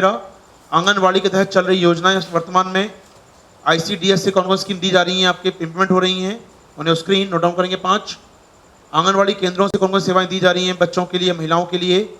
तो एक तो होती है आंगनवाड़ी सेवाएं, समझिएगा। जो ICDS सेंटर होते हैं हमारे, ICDS नाम सुना होगा आपने, एकीकृत बाल विकास योजना के तहत जो केंद्र बनाए जाते हैं, गाँव में, शहरों बनते हैं ये आपको देते हैं। तो आंगनवाड़ी सेवा देते हैं देश में। और क्या दे रहे हैं वो नोट डाउन कर लीजिए स्क्रीन देखकर। आंगनवाड़ी सेवाओं के अलावा के साथ साथ ये दे रहे हैं आपको किशोरी योजना, एडोलसेंट स्कीम इंप्लीमेंट कर रहे हैं, बाल संरक्षण सेवा, क्रैश स्कीम और पोषण मिशन जुड़ गया इस काम में। अब इनका पोषण मिशन जुड़ गया इस काम में, इंप्लीमेंट कर रहे हैं पोषण मिशन को भी, ये जोड़ पा रहे हैं पोषण मिशन को भी यहाँ पर। ये हो भाई ये बात अब समझिए, इसके अंदर डिकोड कर लीजिएगा। जो पहली स्कीम लिखी है हमने आंगनवाड़ी सर्विस, इसके मायने क्या हैं? आंगनवाड़ी सर्विस कहने के लिए होती है, इसके अंदर 6 पार्ट होते हैं, 6 सेवाएं होती हैं। जो बच्चों को सप्लीमेंट्री भोजन मिलता है, हेल्थ चेकअप होता है, रेफरल सर्विस दी जाती हैं। तो 6 सर्विस होती हैं एक सर्विस के अंदर। तो भले यहाँ एक वर्ड में लिख दिया आंगनवाड़ी सेवा, ये सर्विसेज होती हैं और 6 प्रकार की होती हैं। तो बच्चे, छोटे बच्चों को, माताओं को, गर्भवती महिलाओं को, किशोरियों को 6 प्रकार की काउंसलिंग सेवाएं मिलती हैं इस जगह पर। उसके अलावा ये काम वो कर ही रहा है। तो भाई ये बात, तो आंगनवाड़ी सेवाओं अगर पढ़ लीजिएगा अपनी ईयर बुक से, डिटेल में दिया हुआ है वहाँ। तो 6 सेवाएं मिलती हैं आंगनवाड़ी केंद्रों से, प्लस 4 और मिलेंगी आपको। आगे बढ़ेंगे यहाँ से हम लोग। ICDS next point, dial FIR योजना या dial FIR scheme bye UP government. UP सरकार की डायल FIR, डायल करके FIR कर सकते हैं, फ़ोन पे FIR दर्ज करा सकते हैं, मिलाकर आप dial FIR scheme bye UP government. तो आप एक सामान्य शिकायत दर्ज करा सकते हैं, FIR करा सकते हैं फ़ोन पर ही, आपको नहीं जाना पड़ेगा थाने तक, फ़ोन पर शिकायत दर्ज करा सकते हैं अपनी। अब मोबाइल चोरी होना पड़ता है, बार बार जाना पड़ता है आपको, थाने चक्कर लगाने पड़ते हैं। फ़ोन पे उठाइए, कंप्लेंट कर दीजिए मोबाइल चोरी हो गया है। क्या दोस्त, मिलना तो है नहीं ना कुछ, नहीं वो पुलिस में जाना पड़ता है आपको, नंबर कैंसिल करना पड़ता है, आप देना पड़ता है डॉक्यूमेंट, चोरी हो गया कोई मिसयूज़ ना करे उसका। अब कौन जाए थाने तक ना, इतनी चोरी होते रहते हैं। दूसरे फ़ोन लो, डायल कर दो, भैया चोरी हो गया, वॉटेवर। याद रखिएगा, डायल FIR स्कीम लेकर आए हैं। ठीक है, आगे बढ़ेंगे आपके साथ। पाटा अवार्ड लिखें, पाटा अवार्ड, PATA अवार्ड है, नहीं रहा, पाटा अवार्ड, पाटा अवार्ड, PATA अवार्ड, पाटा अवार्ड। क्या है पाटा अवार्ड? ये पाटा अवार्ड दिए जाते हैं, सुन लीजिए इसके बारे में मेरा, ये दिए जाते हैं 1951 से दिए जा रहे हैं पाटा अवार्ड। संस्था नाम है पाटा, नाम संस्था का यहाँ पर है। उन लोगों को दिए जाते हैं टूरिज्म में अच्छा काम कर रहे हैं, टूरिज्म में अच्छा काम कर संस्थाओं को, राज्यों को, देशों को दिए जाते हैं ये पाटा अवार्ड। उनके प्रोग्राम को दिए जाते हैं। किस प्रोग्राम? जैसे मैं कहूँ स्वदेश दर्शन, ये प्रोग्राम इंडियन गवर्नमेंट का टूरिज्म के लिए, उसको मिल सकता है, मिला नहीं है, मिल सकता है। तो ऐसा कोई प्रोग्राम, कोई इनिशिएटिव, कोई पहल, कोई टेक्नोलॉजी आप लेकर आए, टूरिज्म बढ़ाती हो जो, उसको मिलता है पाटा अवार्ड। नाम से स्पष्ट है, पैसिफिक एशिया ट्रैवल एसोसिएशन। तो 1951 से अवार्ड दिया रहा है, पाटा अवार्ड दिया जा रहा है। ये पैसिफिक एशिया ट्रैवल एसोसिएशन पाटा अवार्ड संस्था देती है उन लोगों को, उन संस्थाओं को, उन राज्यों को, उन स्टेट्स को जो टूरिज्म बढ़ावा देने के लिए कुछ नए इनिशिएटिव लेकर आए हैं। इस बार सुनिएगा, पाटा अवार्ड में 2 अवार्ड दिए गए केरल सरकार को। पाटा अवार्ड में 2 अवार्ड केरल सरकार को दिए गए इस बार, 2 अलग कार्यक्रमों के। मैं चाहूँगा नोट डाउन करेंगे रहा, ये चर्चा ऐसा फेवरेट क्वेश्चन मेरे लिए इस बार। ये पाटा के तहत 2 अवार्ड दिए गए केरल सरकार को इस बार। एक उनको दिया गया है याला केरला के नाम से, एक कैंपेन लॉन्च किया उन्होंने अपने यहाँ पर, याला केरला, गॉड्स ओन लैंड, या याला केरला, याला केरला एक कैंपेन लॉन्च किया है केरल सरकार ने टूरिज्म बढ़ावा देने के लिए। जैसे हम बोलते हैं ना अपने यहाँ पर गॉड्स ओन कंट्री, इस टाइप का कैंपेन लॉन्च किया है केरल के बढ़ावा देने के लिए, स्पेशली गल्फ कंट्रीज में बढ़ावा दिया जाए केरल के टूरिज्म को। तो ऐसे गल्फ कंट्रीज है, सूखे सूखे देश हैं, डेजर्ट है, आइए केरल में, इतनी ग्रीनरी, इतना पानी देखिए आके। तो बड़ा अच्छा कैंपेन लॉन्च किया है, तो दिखाया गया कि एक अरब किस प्रकार ग्रीन एरिया में आता है। अच्छे पोस्टर बनाए थे उन्होंने उसके। तो याला केरला, तो गल्फ कंट्रीज के लोगों को लाना यहाँ पर, जोड़ा जाए यहाँ पर, याला केरला। ठीक है, एक और कैंपेन है जो फेवरेट है मेरे इस बार के लिए, कोची मुजरिस बाइनेले। ये बहुत इंपॉर्टेंट रहा है, इस साल भी काफ़ी इंपॉर्टेंट रहा है। कोची मुजरिस बाइनेले, याद रखिएगा, मुजरिस नाम सुना होगा आपने, एक प्राचीन शहर है केरल के अंदर, मंदिर मिलता है अगस्ता का, 1st सेंचुरी AD का मुजरिस का मंदिर, बहुत फेमस मंदिर है वो। तो ये हर 2 साल में होता है, बाइनेले है, हर 2 साल में होता है फेस्टिवल। कोची वो दीवारों प्रिंटिंग करते हैं, दीवारों पर चित्र बनाते हैं, दुनिया भर के आर्टिस्ट आते हैं, मुरनाल पेंटिंग करते हैं, पूरे शहर रंग दिए जाते हैं वहाँ पर। बहुत बड़ा आर्ट एंड कल्चर फेस्टिवल होता है ये। तो मुजरिस और कोची 2 फेमस शहर हैं ये, उनके नाम पर होता है ये। तो बहुत इंपॉर्टेंट फेस्टिवल होता है ये। कंटेम्प्रेरी आर्ट शो है अपने आप में, जो भी वर्तमान कलाएँ चल रही, दीवारों पर पेंटिंग करना, पर्दे पर रंगना, आपको मतलब पूरा शहर आपको आज़ाद है, आप जहाँ पेंटिंग करना चाहें आप कर सकते हैं। प्राइवेट प्रॉपर्टी बना करें, किसी की प्राइवेट प्रॉपर्टी बना कर दें, लेकिन आप कहीं भी करना चाहें शहर में, दीवारों पर परमिशन लेकर आप कर सकते हैं। तो पूरा शहर रंगीन कर दिया था इस दौरान, कोची बाइनेले फेस्टिवल। याद पाएंगे हम लोग, यहाँ पॉइंट फेस्टिवल होता है और टूरिस्ट को, दुनिया भर के टूरिस्ट आते हैं देखने के लिए इसको, कोची मुजरिस बाइनेले फेस्टिवल को। तो याला केरल और कोची मुजरिस, आगे बढ़ सकते हैं हम लोग यहाँ से, चले प्लीज। NDS हेड बनाएंगे, डेटाबेस तैयार किया गया देश के उन लोगों का जो सेक्सुअल ऑफेंडर्स हैं, जो बार बार यौन हिंसा करते हैं, रेप करते हैं, बलात्कार के आरोपी होते हैं, उनका डेटाबेस तैयार किया गया है under the ministry of affairs. दो लाइन जोड़ लीजिएगा, national database on sexual offenders, national database on sexual offenders. ये वो लोग जो लगातार यौन हिंसा करते हैं, रेप करते हैं, बलात्कार में नाम आता है जिन लोगों का, उनका नाम डेटाबेस में रखा जाएगा, उनकी जानकारी, उनके फोटोग्राफ्स, उनके फिंगरप्रिंट्स स्टोर किए जाएंगे यहाँ पर, जिससे कभी कोई केस आता है तो सॉल्व होने में आसानी हो। मेंटेन कौन करेगा इसको? मिनिस्ट्री ऑफ अफेयर्स के तहत आने वाला राष्ट्रीय क्राइम रिकॉर्ड ब्यूरो, तो मेंटेन करेगा इसको क्राइम रिकॉर्ड ब्यूरो, जो आता है गृह मंत्रालय के अंतर्गत। आगे बढ़ेंगे आपके साथ, वन लाइन। ई-सहज, बता चुका हूँ ई-सहज आपको मैं, सिक्योरिटी क्लियरेंस के लिए ई-सहज पोर्टल लॉन्च किया गया है, होम मिनिस्ट्री में आता है e-Sahaj portal, single window for security clearance. E Sahaj portal गृह मंत्रालय के अधीन सुरक्षा मामलों में एनओसी देने का सिंगल पोर्टल है, single window portal for security clearance by ministry of affairs. गृह मंत्रालय का इनिशिएटिव है सुरक्षा मामलों में एनओसी देने के लिए, सुरक्षा मामलों में क्लियरेंस देने के लिए ई सहज पोर्टल। आगे बढ़ेंगे आपके साथ। गृह मंत्रालय का ई सहज, सिक्योरिटी आसानी से मिल पाए आपको वहां पर, ई सहज पोर्टल। 19 प्रधानमंत्री फसल बीमा योजना की नई गाइडलाइन, PMFBY 2.0 बोल लीजिए भाषा में, PMFBY 2.0 प्रधानमंत्री फसल बीमा योजना की नई शर्तें या नई गाइडलाइन। सुन लीजिए इसमें क्या 3-4 पॉइंट काम के हैं। पहले पॉइंट तो ये कहा गया है कि यदि कंपनी किसान को क्लेम देने में देरी करती है तो उसे 12% ब्याज देना होगा जितना वो डिले करेगी उस पर। तो इम्पोर्टेंट बात है, पेमेंट डिले होता है किसान को मिलने वाले में तो कंपनी को भुगतान करना होगा, डिले नहीं होना चाहिए पेमेंट को बुलाकर।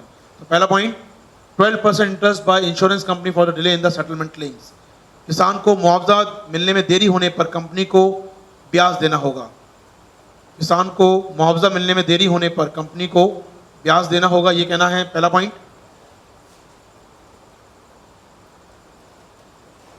सेकंड पॉइंट,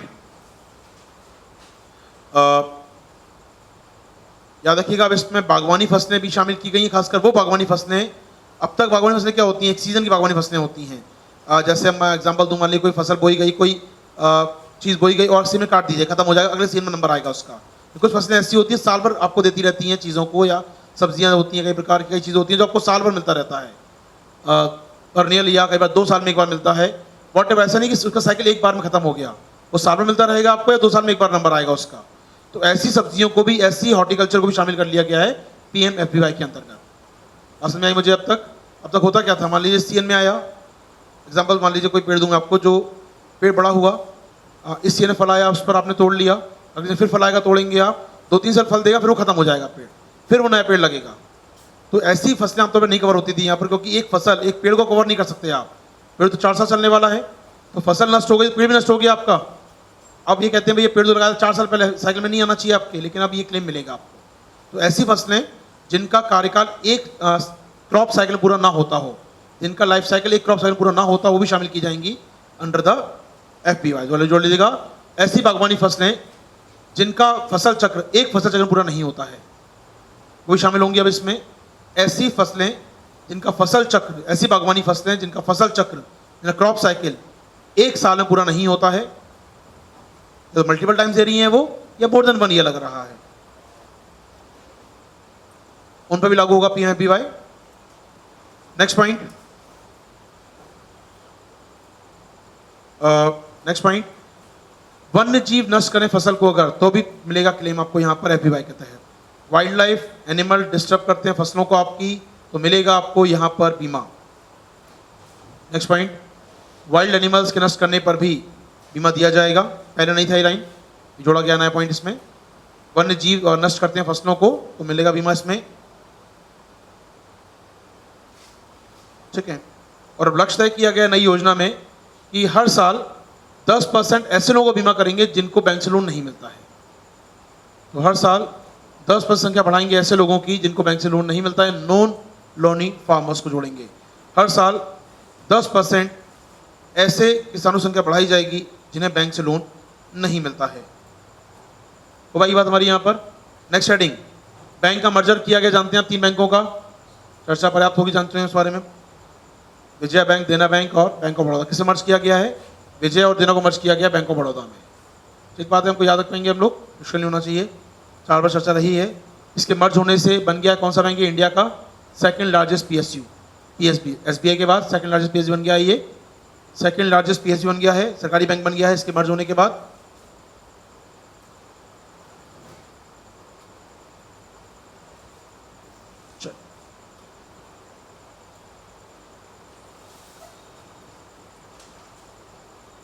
नेक्स्ट हेडिंग है future of the jobs report जारी करता है WF काम की रिपोर्ट है ये, 1 लाइन सुन लीजिए, रिपोर्ट नाम लिख लीजिए at least. Future of the jobs report, future of the job report जारी करती है WEF, future of the job report जारी WEF ने। कुल मिला के जो भविष्य है, AI आने वाला है, IoT आने वाला है, कैसे जॉब बदलेंगे इससे, चर्चा की गई है उस पर। मेंस में क्वेश्चन बनता है, पीडी में नहीं बनेगा हाल फिलहाल। जारी किसने किया है? WEF, फ्यूचर ऑफ जॉब्स यानी AI के आने के बाद, रोबोटिक्स के आने के बाद कैसे बदलेगी जॉब की संकल्पना, चर्चा उस पर की गई है। अटल बीमित व्यक्ति कल्याण योजना, अटल बीमित व्यक्ति कल्याण योजना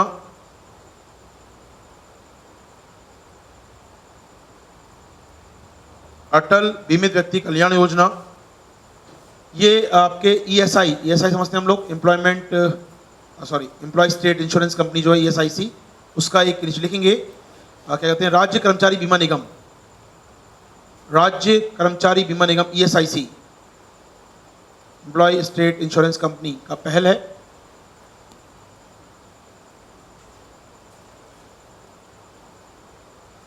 सुन लीजिए इसमें क्या किया गया है। अटल बीमित व्यक्ति योजना में यदि आप जॉब में हैं तो आप हर बीमा रहता है आपके ऊपर। आप जब जॉब से हट जाते हैं बीमा खत्म हो जाता है, अब बीमा देना बंद कर देती है संस्था ये।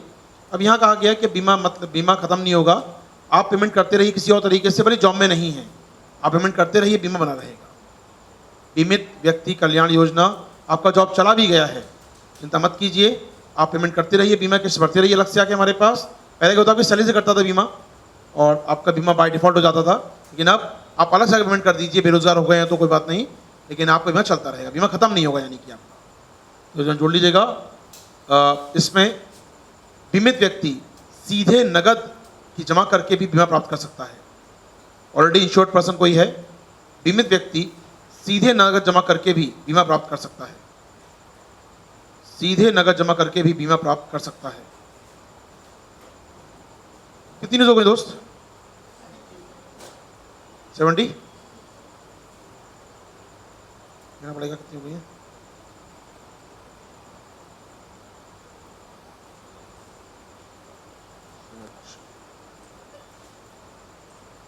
अस्सी हो गई। यहाँ रुकते हैं महाराज, कल बात करने को करेंगे हम लोग। कुछ कितनी है टोटल? इसमें है 110 है। क्या दोस्त? कोई बात नहीं, इकट्ठा होने दीजिए हम सबको, एक साथ करेंगे तो क्लास में हम लोग।